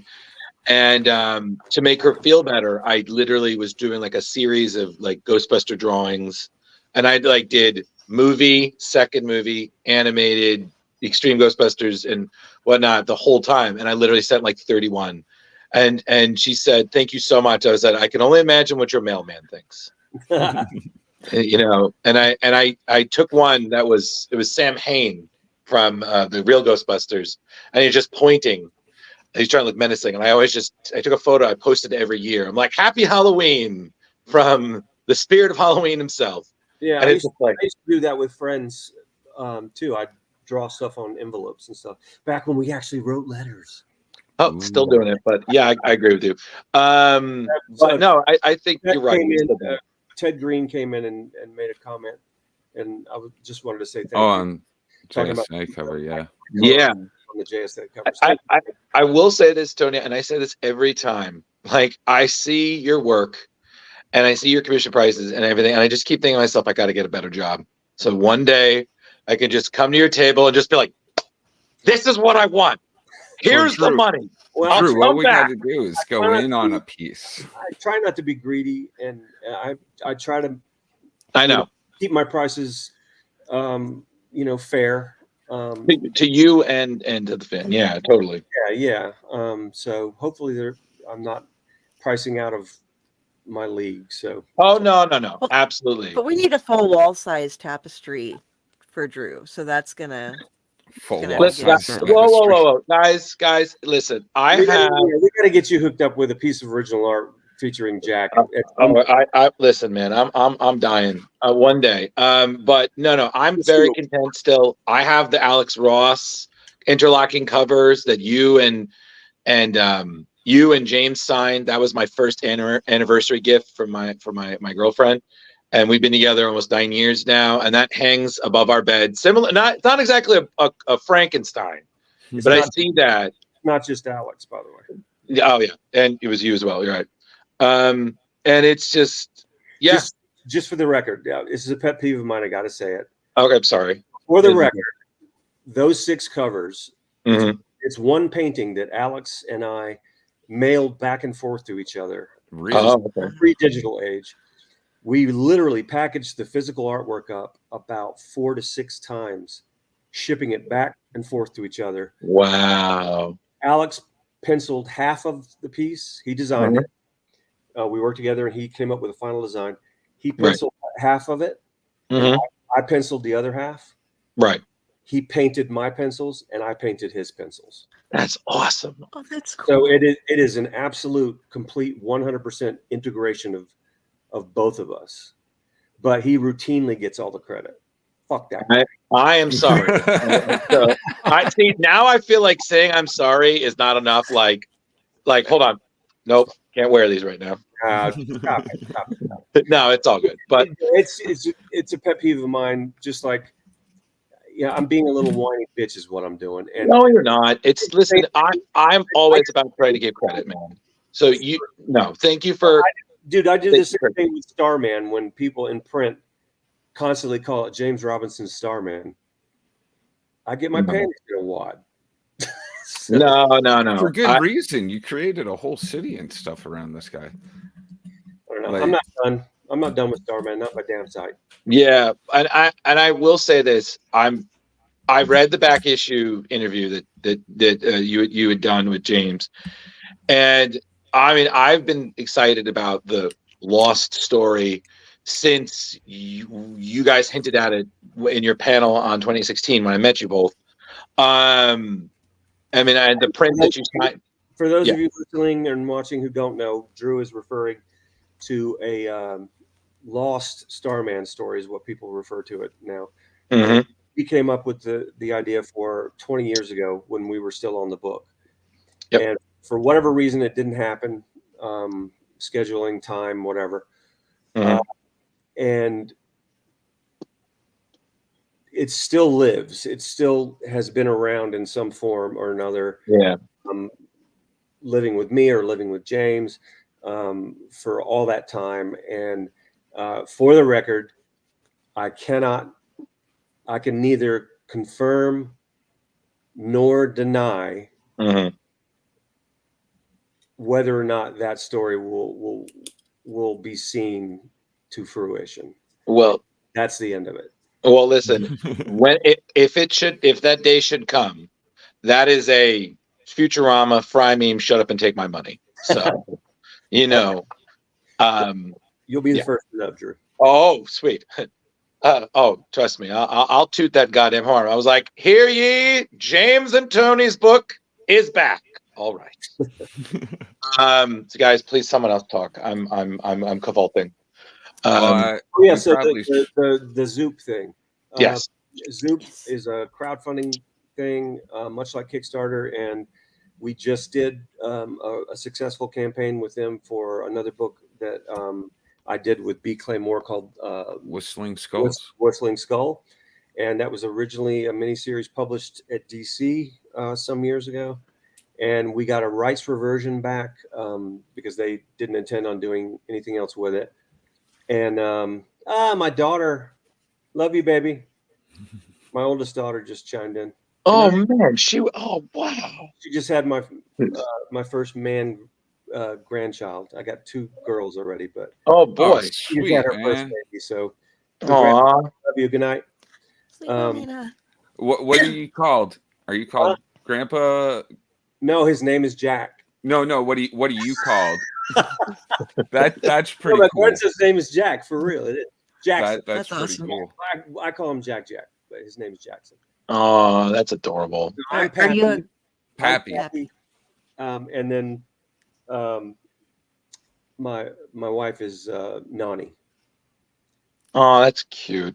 So So back to the thing. Yeah. We just did that with Zoop, and then it was a successful campaign, and it's all finished and wrapped up. It's at the fulfillment center now, and it looks like it's going to be shipping out to everybody in January after the holidays are over. Sweet. Already talking with Jordan over at Zoop. He's the guy that owns it. About 3 other projects that I want to do with them. One will be a sequel to my art book. Came out in 2010, I think it was. Look at that door That's a big one. Wow. Tony Harris Art and Skullduggery. It's 315 pages. So we're going to do volume 2 with Zoop. Okay. And I also did a mini series at DC some years ago called Lazarus 5. Right. It's never been collected. And so we're in the process of getting a reversion with that as well. And I'd like to put it out like we did with the Whistling Skull. With Zoop. And the one I'm very excited about is something called Tony Harris's The Mind's Eye. And it will be a collection of my photo reference from over the years for various projects. Right. Which will include stuff like that. And detailed text, written by me for the book. And it will include the finished artwork with nice. the actual photo reference used. Wow, that's awesome. That's pretty cool.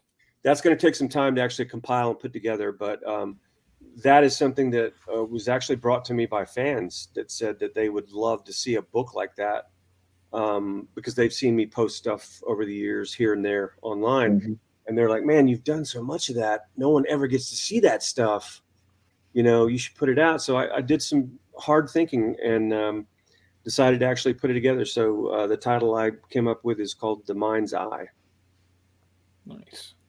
So aside from that, we got Round Eye. Right. And aside from that, I'm doing a bunch of covers at Marvel right now. And I'm doing a bunch of covers at DC as well. I'm doing some video game work for 2 different companies. One called Lithos for a game called Ashfall, and another game called Shrapnel, and I'm doing painted work for that. Wow.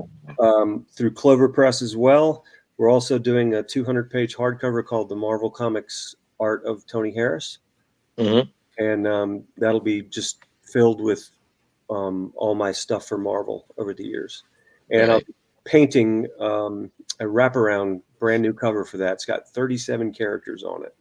Jeez. Wow. Which I'm currently painting now. So Oh, absolutely. All right. Well, Busy, do you busy, do busy. any? Do you do any live drawings and stuff? I haven't yet. I know a lot of guys do online, but I've not got into the. I'd love to watch the paint. My God, Bob Ross it up for me. it's actually funny you say that because, for Halloween, he was Bob Ross. Yeah, I was. No shit. Yeah. And my wife was a happy little tree. She was. And we kicked ass. We actually won the first prize for the couples contest. So there you go. That's. But yeah, I mean, I'm hearing a lot about this Whatnot. Is that what it's called? I have a friend, Joe St. Pierre, does live drawings, and then they auction the drawing off. Yeah, they do that as well. Yeah. So I've been looking into Whatnot. I may do something like that. I'm not sure yet. Okay. But no, at this point, the only live drawing you're going to see is if you see me at a show. And you hang around the table while I'm doing it. So it's true. I watched him as he was halfway done with that Starman drawing you saw, and I was like, that is the coolest thing I've ever seen. The futuristic, if I launch. Yep. Okay, I remember you showed me, and I was like, yo, whoever's owning that, you are blessed. That was one of the rare commissions at shows where I actually want to get in the studio and actually redo that piece as like a studio piece and actually paint it. Mm-hmm. Totally. And I don't know if it'll ever see the light of day publishing wise, but I just I enjoyed the opportunity to reimagine that character. And and thank you. I mean, again, I can't say enough, but thank you for helping to make Jack part of DC history. You and James. I mean, it's just, again, it never gets old, man. I mean, it's one of those best books where it just, I never get tired of it. And it's so funny because I even said this because some of my friends who were part of the group, they're together, they have kids now and whatnot. And, Jack goes through that where, he's a dad at the end of the series. And they said, are you going to do anything when you have a kid and everything? And I was like, oh yeah, I'm going to put the goggles on the boy. He's going to write off, and it's going to be hilarious.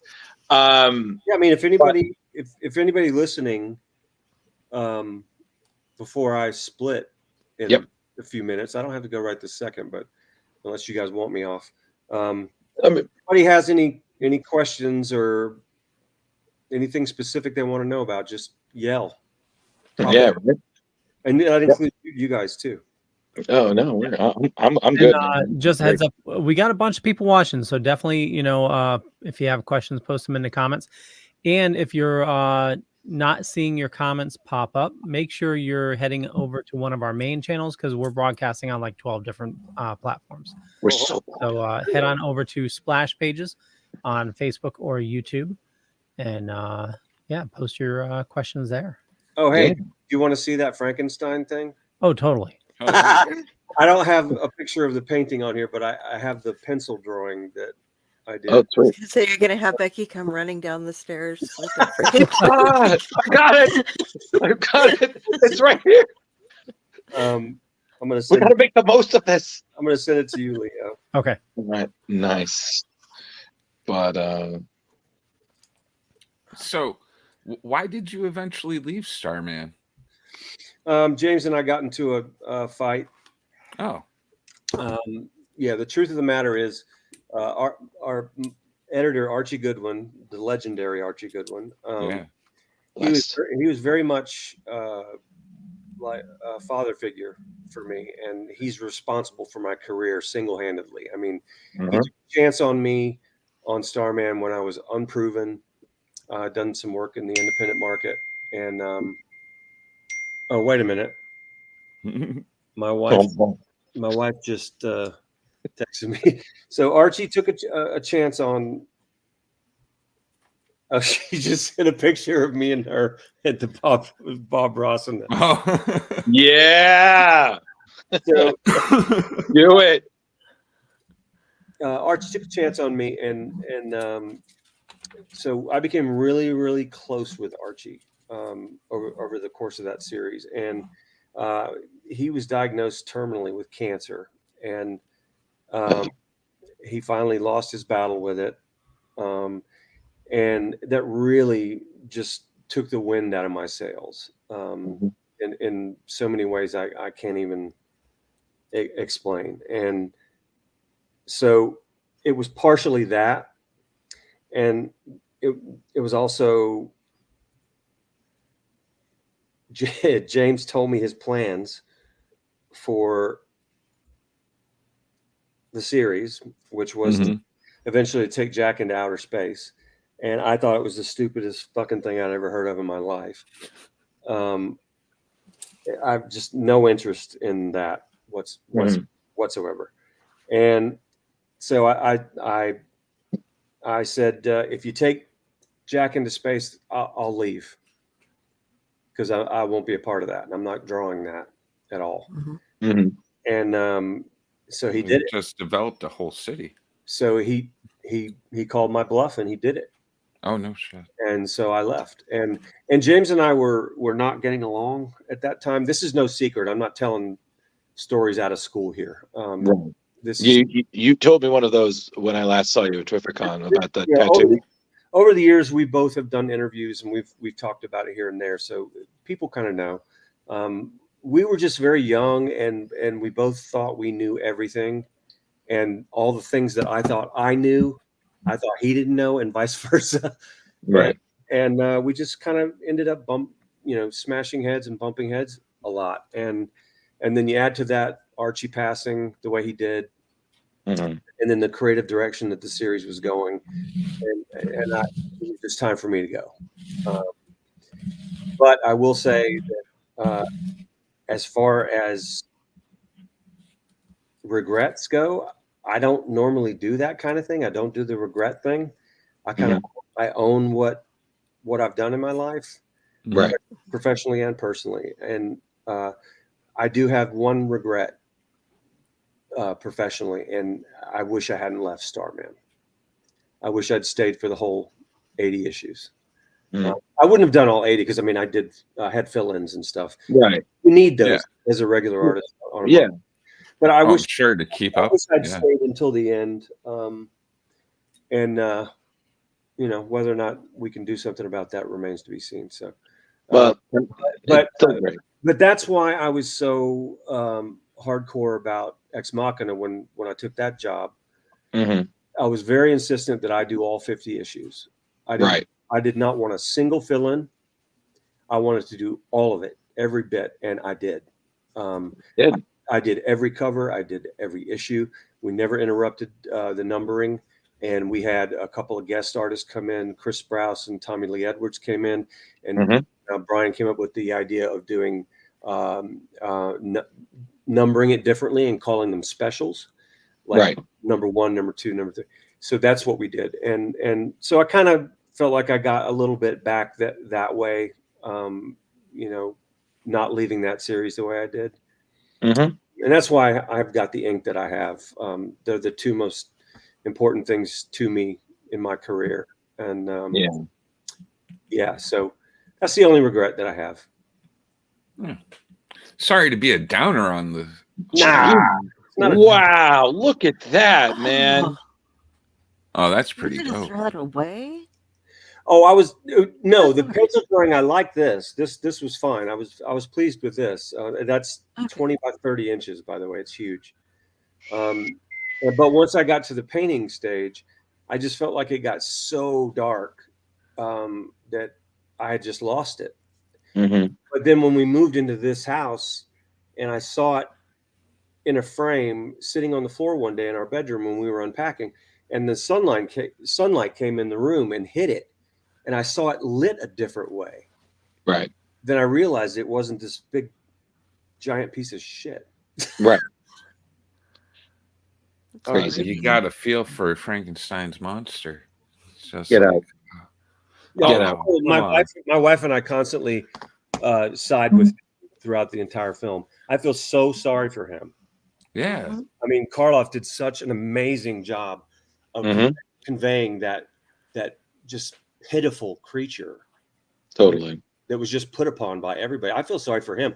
The real monster's Frankenstein and all those guys, Oh yeah. Mhm. Totally. not the creature.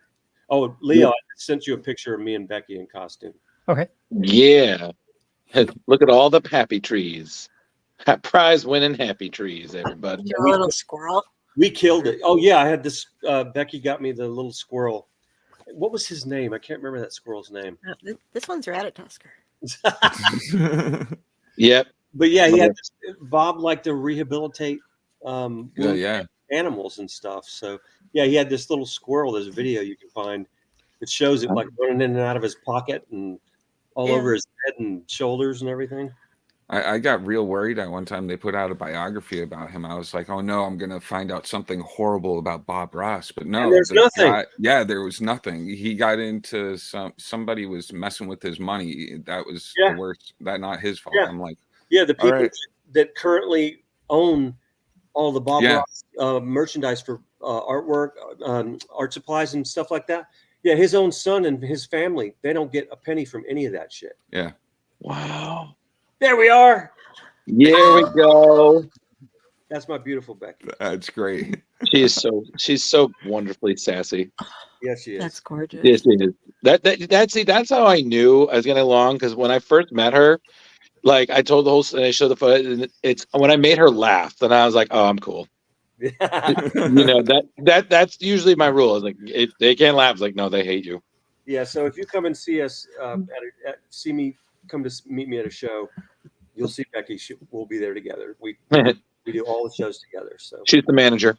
You gotta talk to her to get to the talent. Oh yeah, that's right. You know, and listen, don't fuck around. She's rough, man.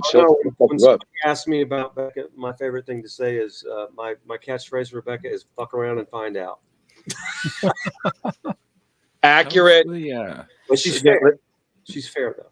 Oh, she's fair, but yeah, still don't fuck around and find out, man. That's a true story. I say the same thing about my girl too. So I left.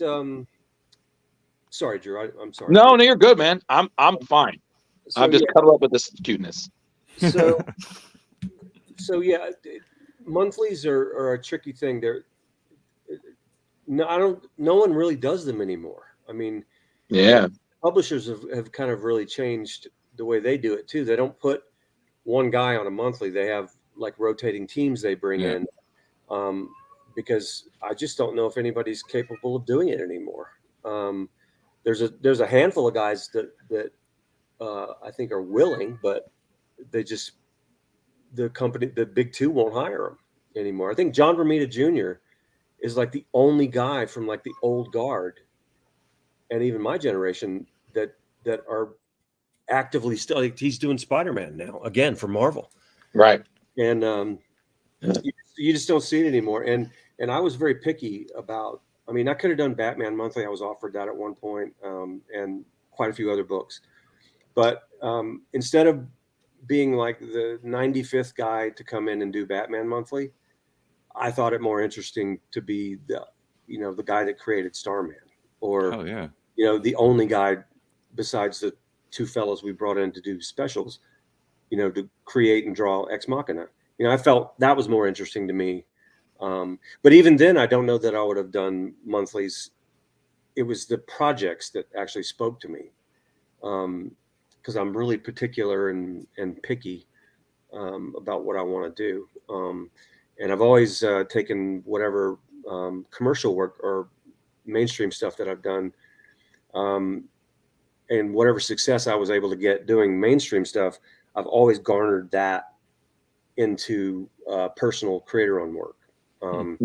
Which is where the real passion is for me. So, I'm grateful for my career. I'm thankful to be able to sit back and work, say, oh yeah, I worked on Spider-Man and Batman and Fantastic Four and, all those great characters.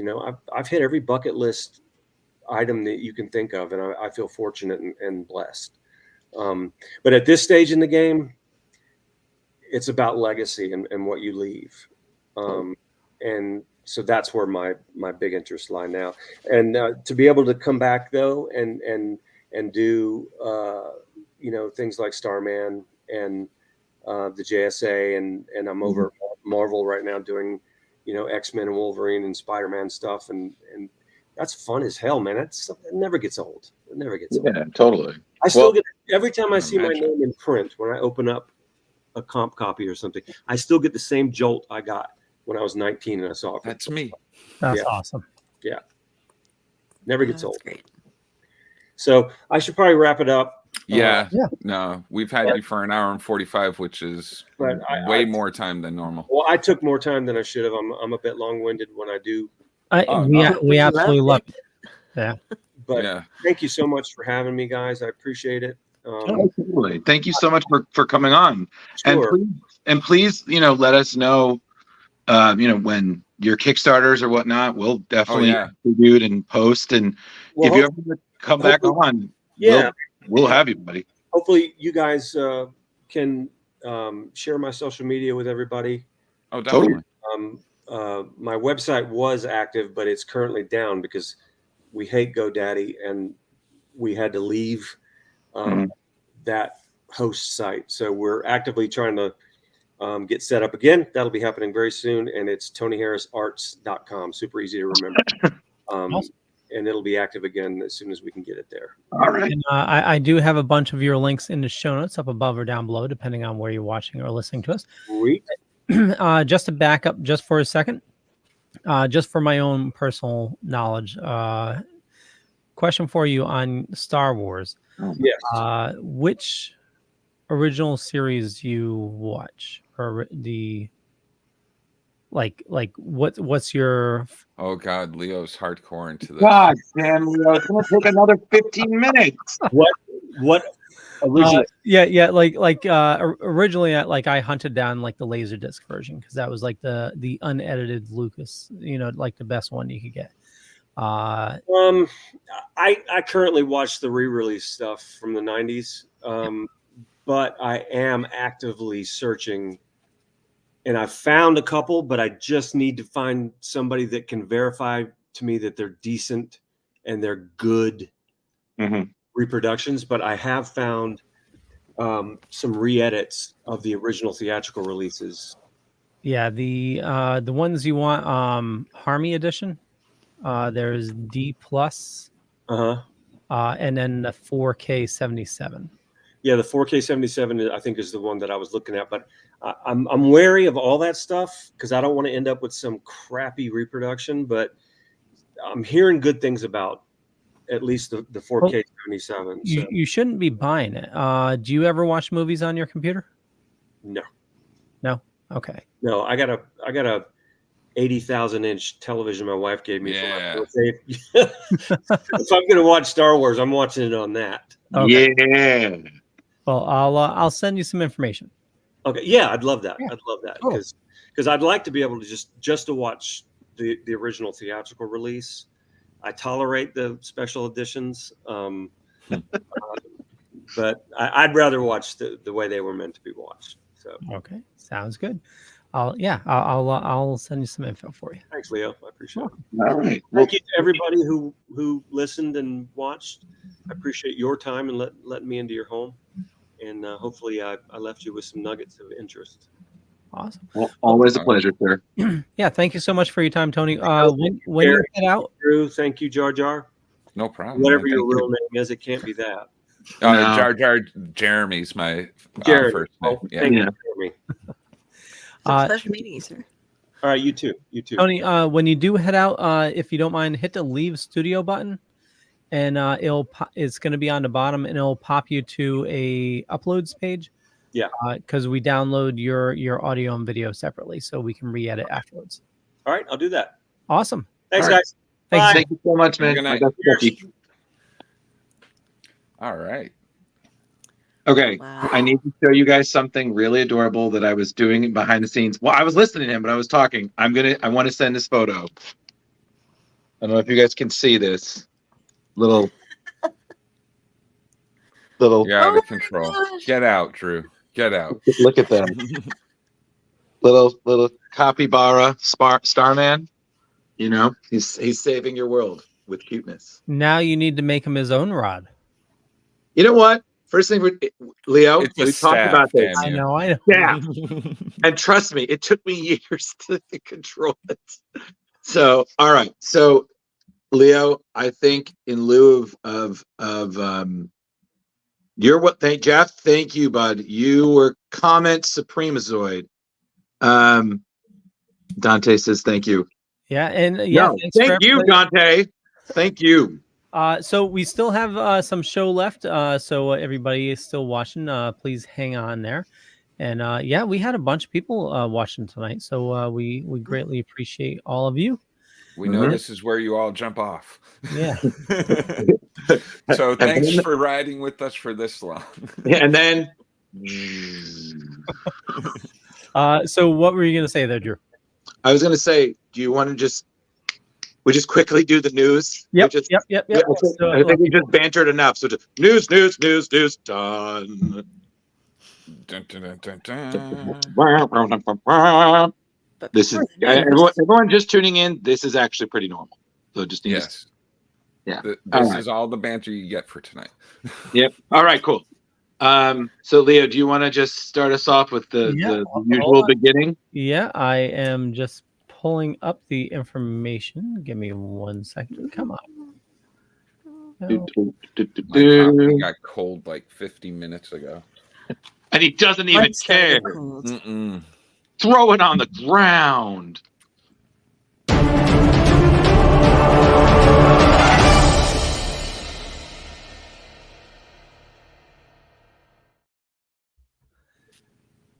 Hey, everybody. Yeah, you're up, Drew. All right, everybody. Hi, I'm Drew. We're back to me for Variant Watch. So we got a few good ones here, and then we're going to get the rest of the news. So first one up, we have Spider-Punk coming back. This is the variant cover from artist Ian Bertram. We should be seeing this come around February. Hobby Brown, of course, made such a great impact on his appearance in Across the Spider-Verse. Now he's back. The 4-issue series is going to be written by Cody Ziegler, drawn by Justin Mason, who's also known for his work with Spider-Man 2099. They did the last Spider-Punk series. They're back. Issue 1, you will see Hobby Brown return in a world without Norman Osborn. Spider-Punk reigns, but it ain't no victory, as Hobby and his team is going to try to rebuild society. Justin Hammer and Dr. Otto Octavius have other plans, including introducing the world to spider-slaying sentinels. What? Check that out. You should see that. If you like that cover, check it out this February 2024. So Dun, dun, dun. it's definitely interesting. All right, next. Marvel has released their Black History Month variant covers, released all throughout February 2024. Mateus Mahanani, Karen Darbo, Datun Akande, Tareen Clark, and more. So you see here we have a bunch of our favorite pop culture icons: Captain America, Spider-Man, Luke Cage, along with others like Rocket Racer, Night Thrasher. Night Thrasher's cover, of course, will be featured on the debut issue of his new series. So if you like what you're seeing here from these artists, there's covers are going to be on sale throughout February 7th to the 28th. So the Rocket Racer one, actually, I'm like, wow, that's pretty fucking cool. So yeah, that's I'm digging it. You don't see that very often.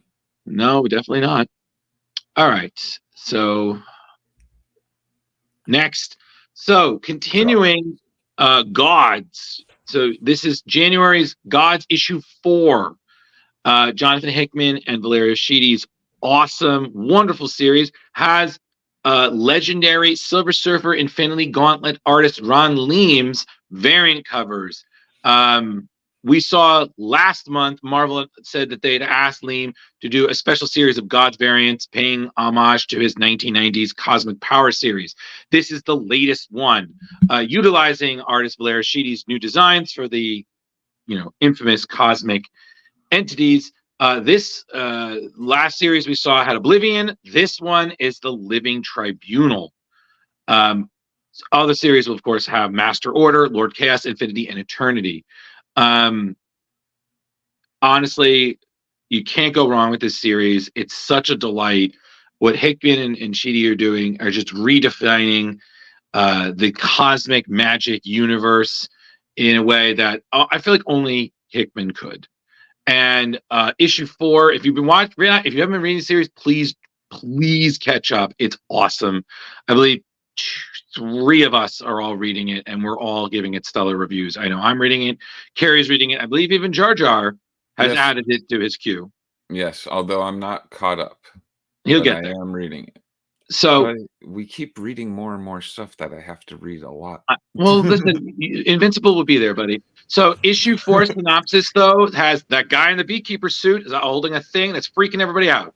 A Skinner box is bigger on the inside than outside. An avatar makes an enemy of the axis of power. If you save the universe and no one remembers, is it worth it? Maybe. Gods issue 4, January 2024, everybody. And that's Variant Watch.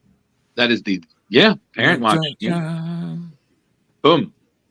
So we're right on to the news. And that's the way of the news. So, all right. So I guess who's next? Leo's working hard. Give him a second. Yeah, he's pulling up the images. He's talking, but I can't hear the words coming out of his mouth. Star Wars, Transformers. I apologize. I have to it takes a minute to load it. I apologize. Reloading. If you don't shut up, I'll replace you on the show. Okay, so I think this is me. Yes. So Marvel has resolved a legal dispute over the rights to characters such as Spider-Man and Doctor Strange, which involve the estates of various late comic book artists, including Steve Ditko.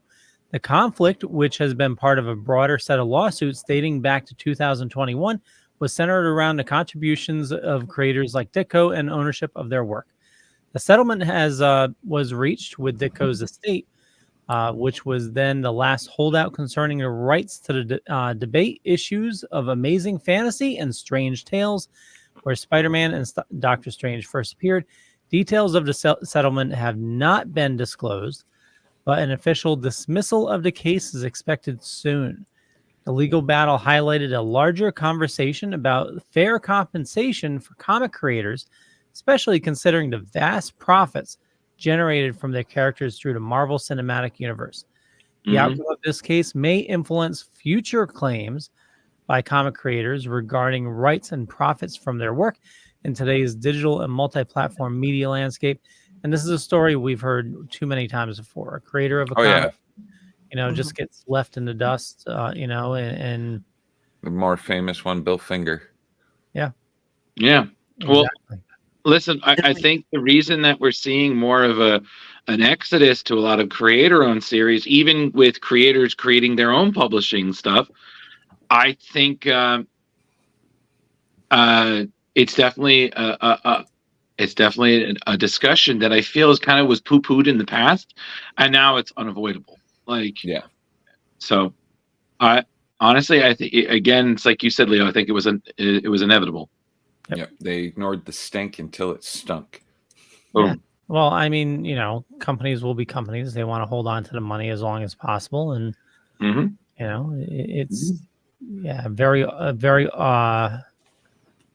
not so often do they do the right thing. So.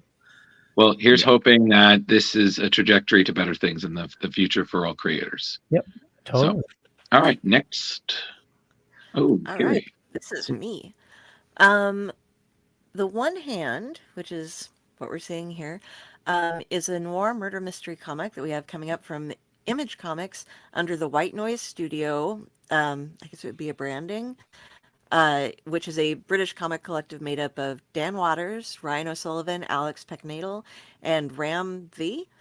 One One Hand is written by Ram V, who is known for the many deaths of Layla Starr as well as Swamp Thing. And the art is being provided by Lawrence Campbell of Old Haunts and the Hellboy spinoff BPRD Hell on Earth, with colorist Lee Lordy of the Deadly Class notoriety. This is going to be hitting shelves in February and was initially announced at New York Comic Con, but we finally got some previews to look at. So we have some pages coming up. Taking place in Neo Novena, a detective is just hitting their retirement when a case comes out of the past. Ari Nasser gets pulled back into the game of hunting down a particularly brutal and mysterious killer who is using the unpublished MOs of a killer known as the One Hand Killer that Ari has already put away twice before, and they have him back on the game again.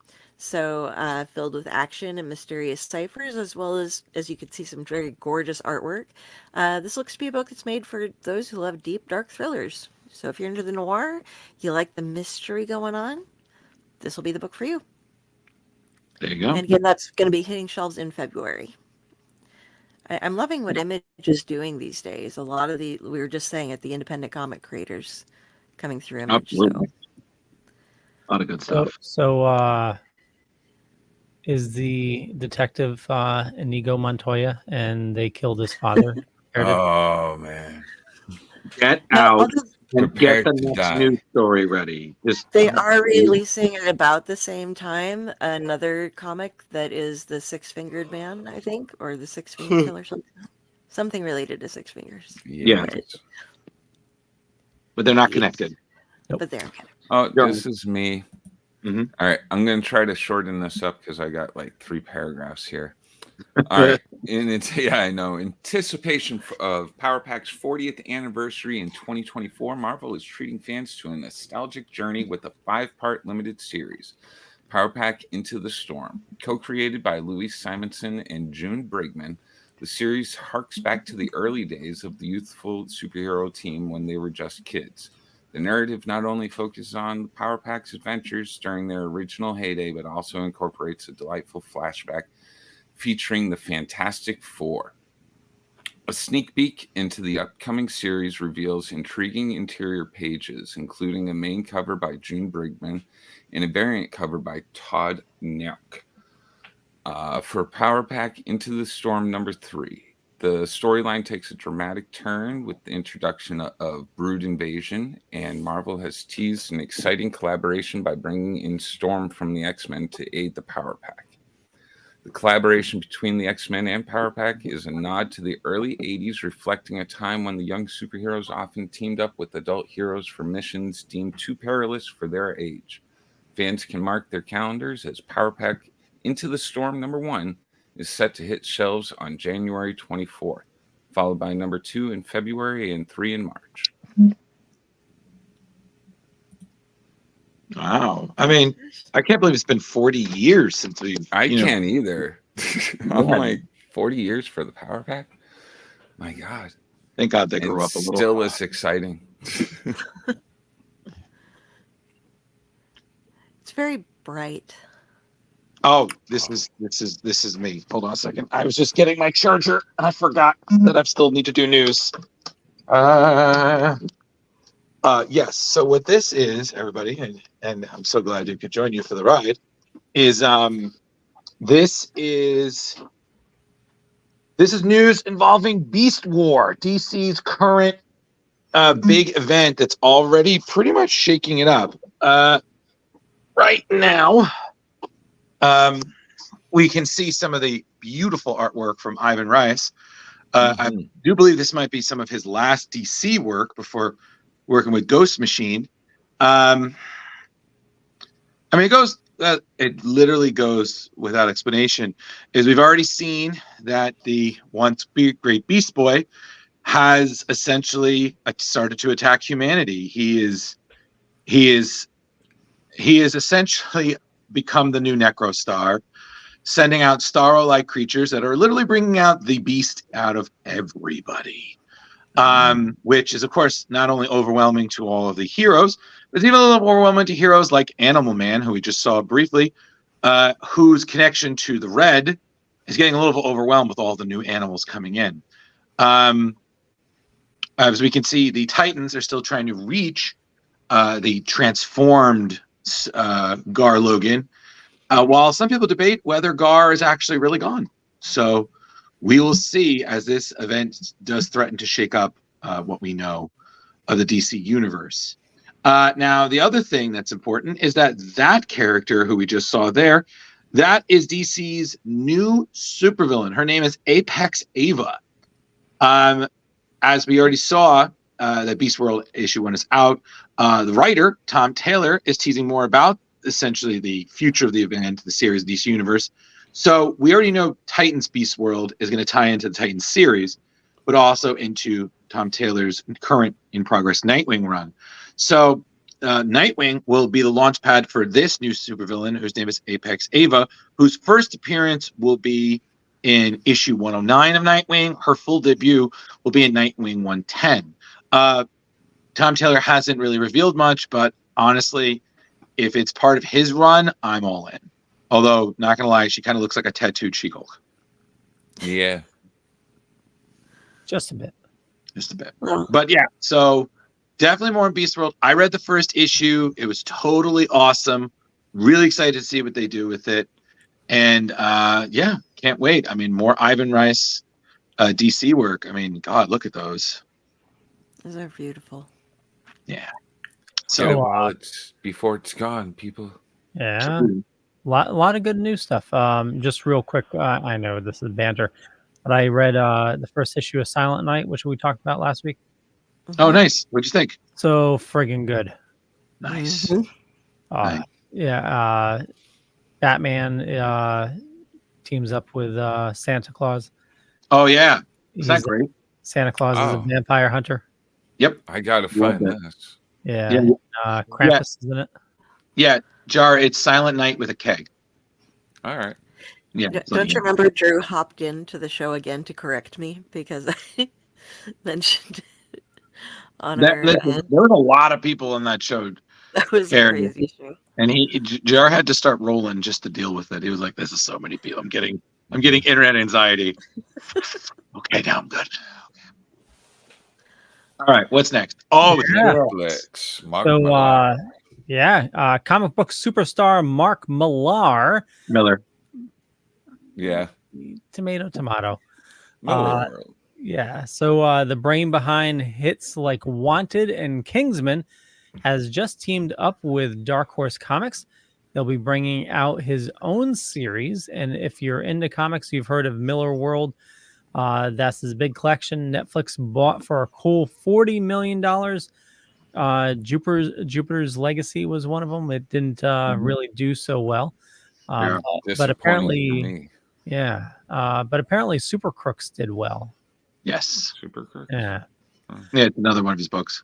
So more Miller stuff is going to pop up on Netflix, now connected with Dark Horse. Miller's super pumped about working with Mike Richardson's team.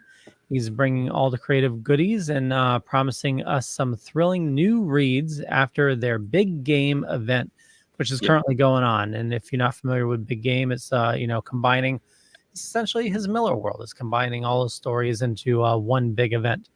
Absolutely. So get ready for 5 new comics from this partnership hitting shelves in 2024. No details yet, but we're getting Nemesis Rogues Gallery, which is going to be as intense and as gritty as ever. Miller's not stopping there. He's already cooking up more for 2025, even hinting at a comeback to Marvel and DC. Yeah.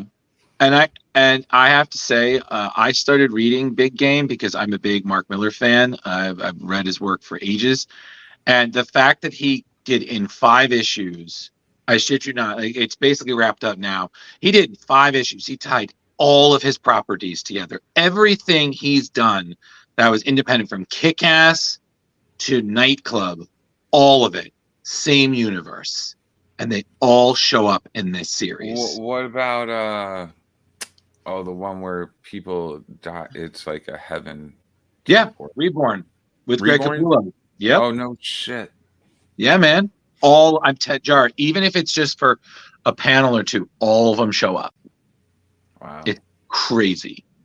and it's 5 issues, and you're like, what the fuck, man, this is amazing. But it's a big move. Huck's in it. Yep. Oh my god. Yeah, sure, all of them, I'm telling you. But it's one of those that you really have to read the whole thing to really get the context. So you have to know the characters. I had to definitely catch up. Yeah, Mark Miller, everybody. Still doing it. Yes, Carrie. All right, so we're going back to Image Comics again, which I'm just loving Image Comics lately. I mean, I didn't have anything against them before, but so much worries with them now. So, Feral is another new title that's coming out of Image Comics, and it's going to be hitting the shelves on March 27th, 2024. This storyline follows a group of house cats, Elsie, Lord Fluffy Britches, and Patch, who are dropped off into the wild without any owners or knowledge of the great outdoors. What's worse is that it's in the middle of a rabies outbreak. They run into the woods where they have to deal with other animals, and the mantra they adapt is don't get bit, don't get scratched, don't become feral. And basically what this is a take on a zombie outbreak from the eyes of cats. The story's written by Tony Fleeks with art by Trish Forstner and Tony Rodriguez. Or Tone Rodriguez, I'm not sure. Fleeks and Forstner already had a hit miniseries with Stray Dogs in 2021, and that was a take on serial killers from the point of view of dogs, and has been picked up by Paramount for an animated adaptation by its screenwriter Gary Doberman. But basically, if you enjoy Watership Down, I think these two, their creations are for you. Go in, hop in, get some dark horror from the point of view of the animals.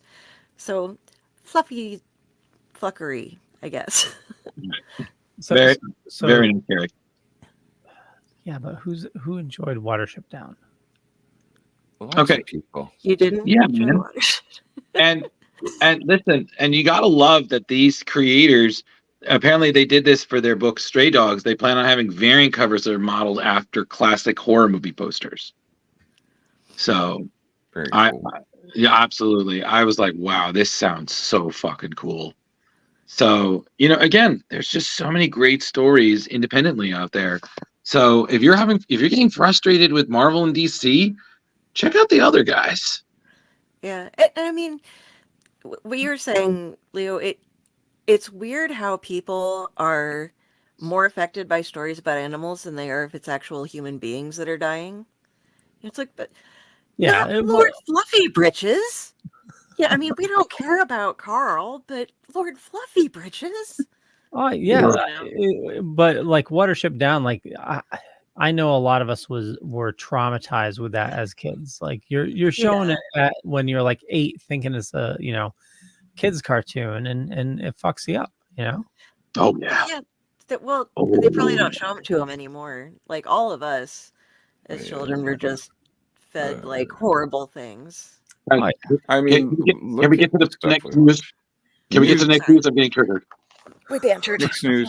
Next news. Oh God. Oh, John, this is you, buddy. Yeah, hold on. Slide in here. All right, this is quick. DC and Legendary Comics are teaming up for an exciting venture with the announcement of Justice League versus Godzilla versus Kong Monster-Sized Edition #1, which is basically issues 1 and 2, which we already have compiled into one big issue. It's scheduled to arrive in comic shops on January 16th, 2024. Justice League versus Godzilla versus Kong Monster-Sized Edition #1 promises a double-sized experience for fans. The collection features issues 1 and 2, like I said, of the crossover, both penned by Brian Buccellato and illustrated by Christian Deuce. Originally released on October 17th and November 21st. Both have respectively gone into second printings. So they thought it was best we do a big edition. I think that's smart. That's awesome. Oh, it is smart. How does Also, Battle Roar sound? There's a little microchip. Do you squeeze the cover in a certain spot? I'm not really sure because they just said the Battle Roar Sound FX. They just utilize sound chips to bring the roars of Gojira and King Kong to the comics. But I seem to recall they're already having some issues. So, Kind of like, Best Buy had a limited steelbook of the first Godzilla movie that roared as well. Right. So, and then don't forget, everybody, that if you're still jonesing for it, issue 3 of Justice JL versus Godzilla and versus King Kong, that hits Tuesday, December 19th. aka when our next show is, book 3 hits the stands there, and that's gonna be it. Oh, that's fantastic. I've read them both already. Like it's a good story.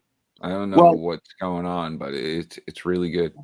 Absolutely, because in that one, from what I understand the synopsis, you're going to have Kong and Godzilla and Superman are still going head to toe in Metropolis.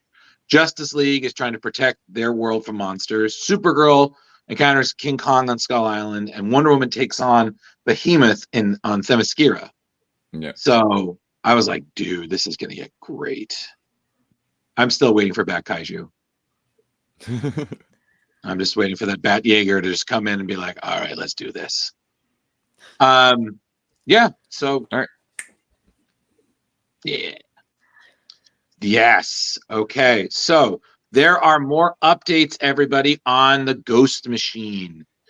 First thing is that Ultimate's co-creator, Brian Hitch, is essentially saying he is done with work for hire. Recently, he posted on his Instagram that he will be no longer doing any project that he does not own at least a part of. So his last work for hire project is the current 3-issue series, Superman, The Last Days of Lex Luthor, which he feels is a fitting end to his work from home career, especially since apparently Superman was one of his inspirations to get into comics. As we know, he's now a founding member of Ghost Machine, and his next series will be Red Coat with writer Jeff Johns and inker Brad Anderson, scheduled to launch spring 2024. Now, what Leo is just showing now is something altogether different. A new member of Ghost Machine has been announced, Peter Snigelberg, who is a excuse me, he is a Danish artist. I think it's Snigelberg. I don't know. I'm not. I don't know.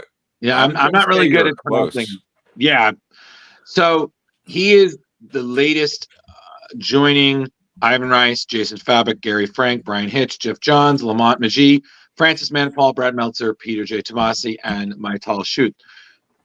They're super pumped to have him. He is definitely established himself originally with Vertigo, working with Neil Gaiman, Garth Ennis, and then he moved to DC, where he worked on considerably on my beloved Starman series. He did also some great work with JSA and things like the Hellboy spinoff, BPRD for Dark Horse. Fun fact, he also illustrated a bunch of children's books. He is joining Peter J. Tomasi on the upcoming series Hornsberry and Halo.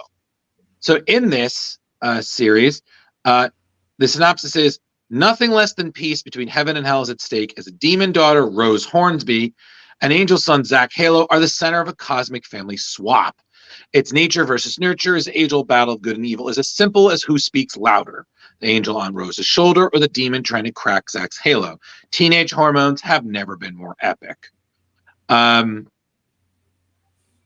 Yeah. So that'll be coming out sometime next year. Definitely keep an eye on all the other Ghost Machine books, which the first big collection will be released in January. And we will be having someone who's worked on that. It's one of our guests scheduled for January 2024. So if you like what you're seeing, stay tuned. We might have some more. Yes. Very cool. Boom. Well, that concludes the news. We did it. Tom Dog just noted he knows it isn't comic book related, but Andre Brower from Brooklyn Nine-Nine. Whoa. Wait a second. What? Okay. No fucking Andre way. Brower. No, has passed away. Okay, you have to understand who that is.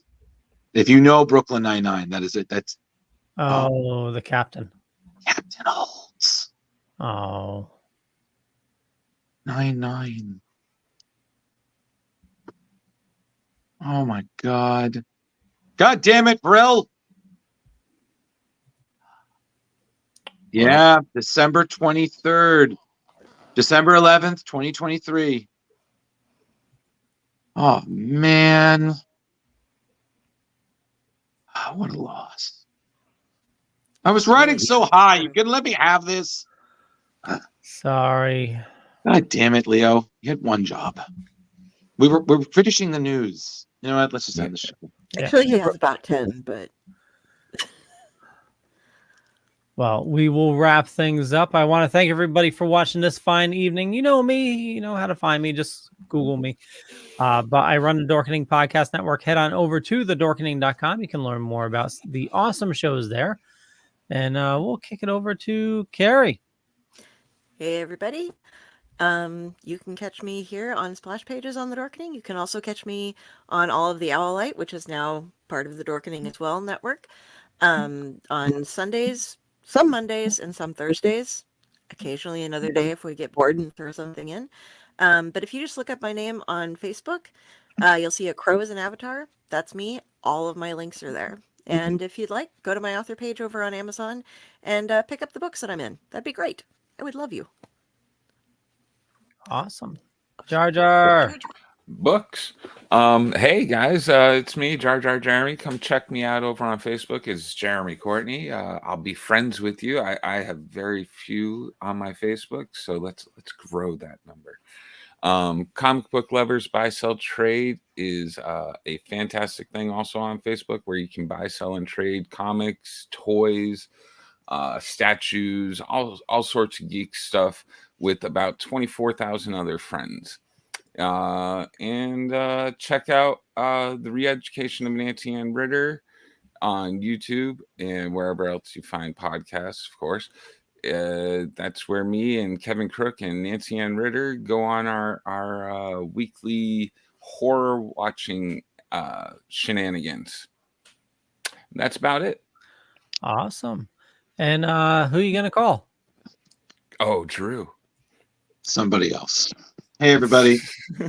When you don't see me here, I'm on Facebook. I'm also on Instagram, Ghostbusterman1984.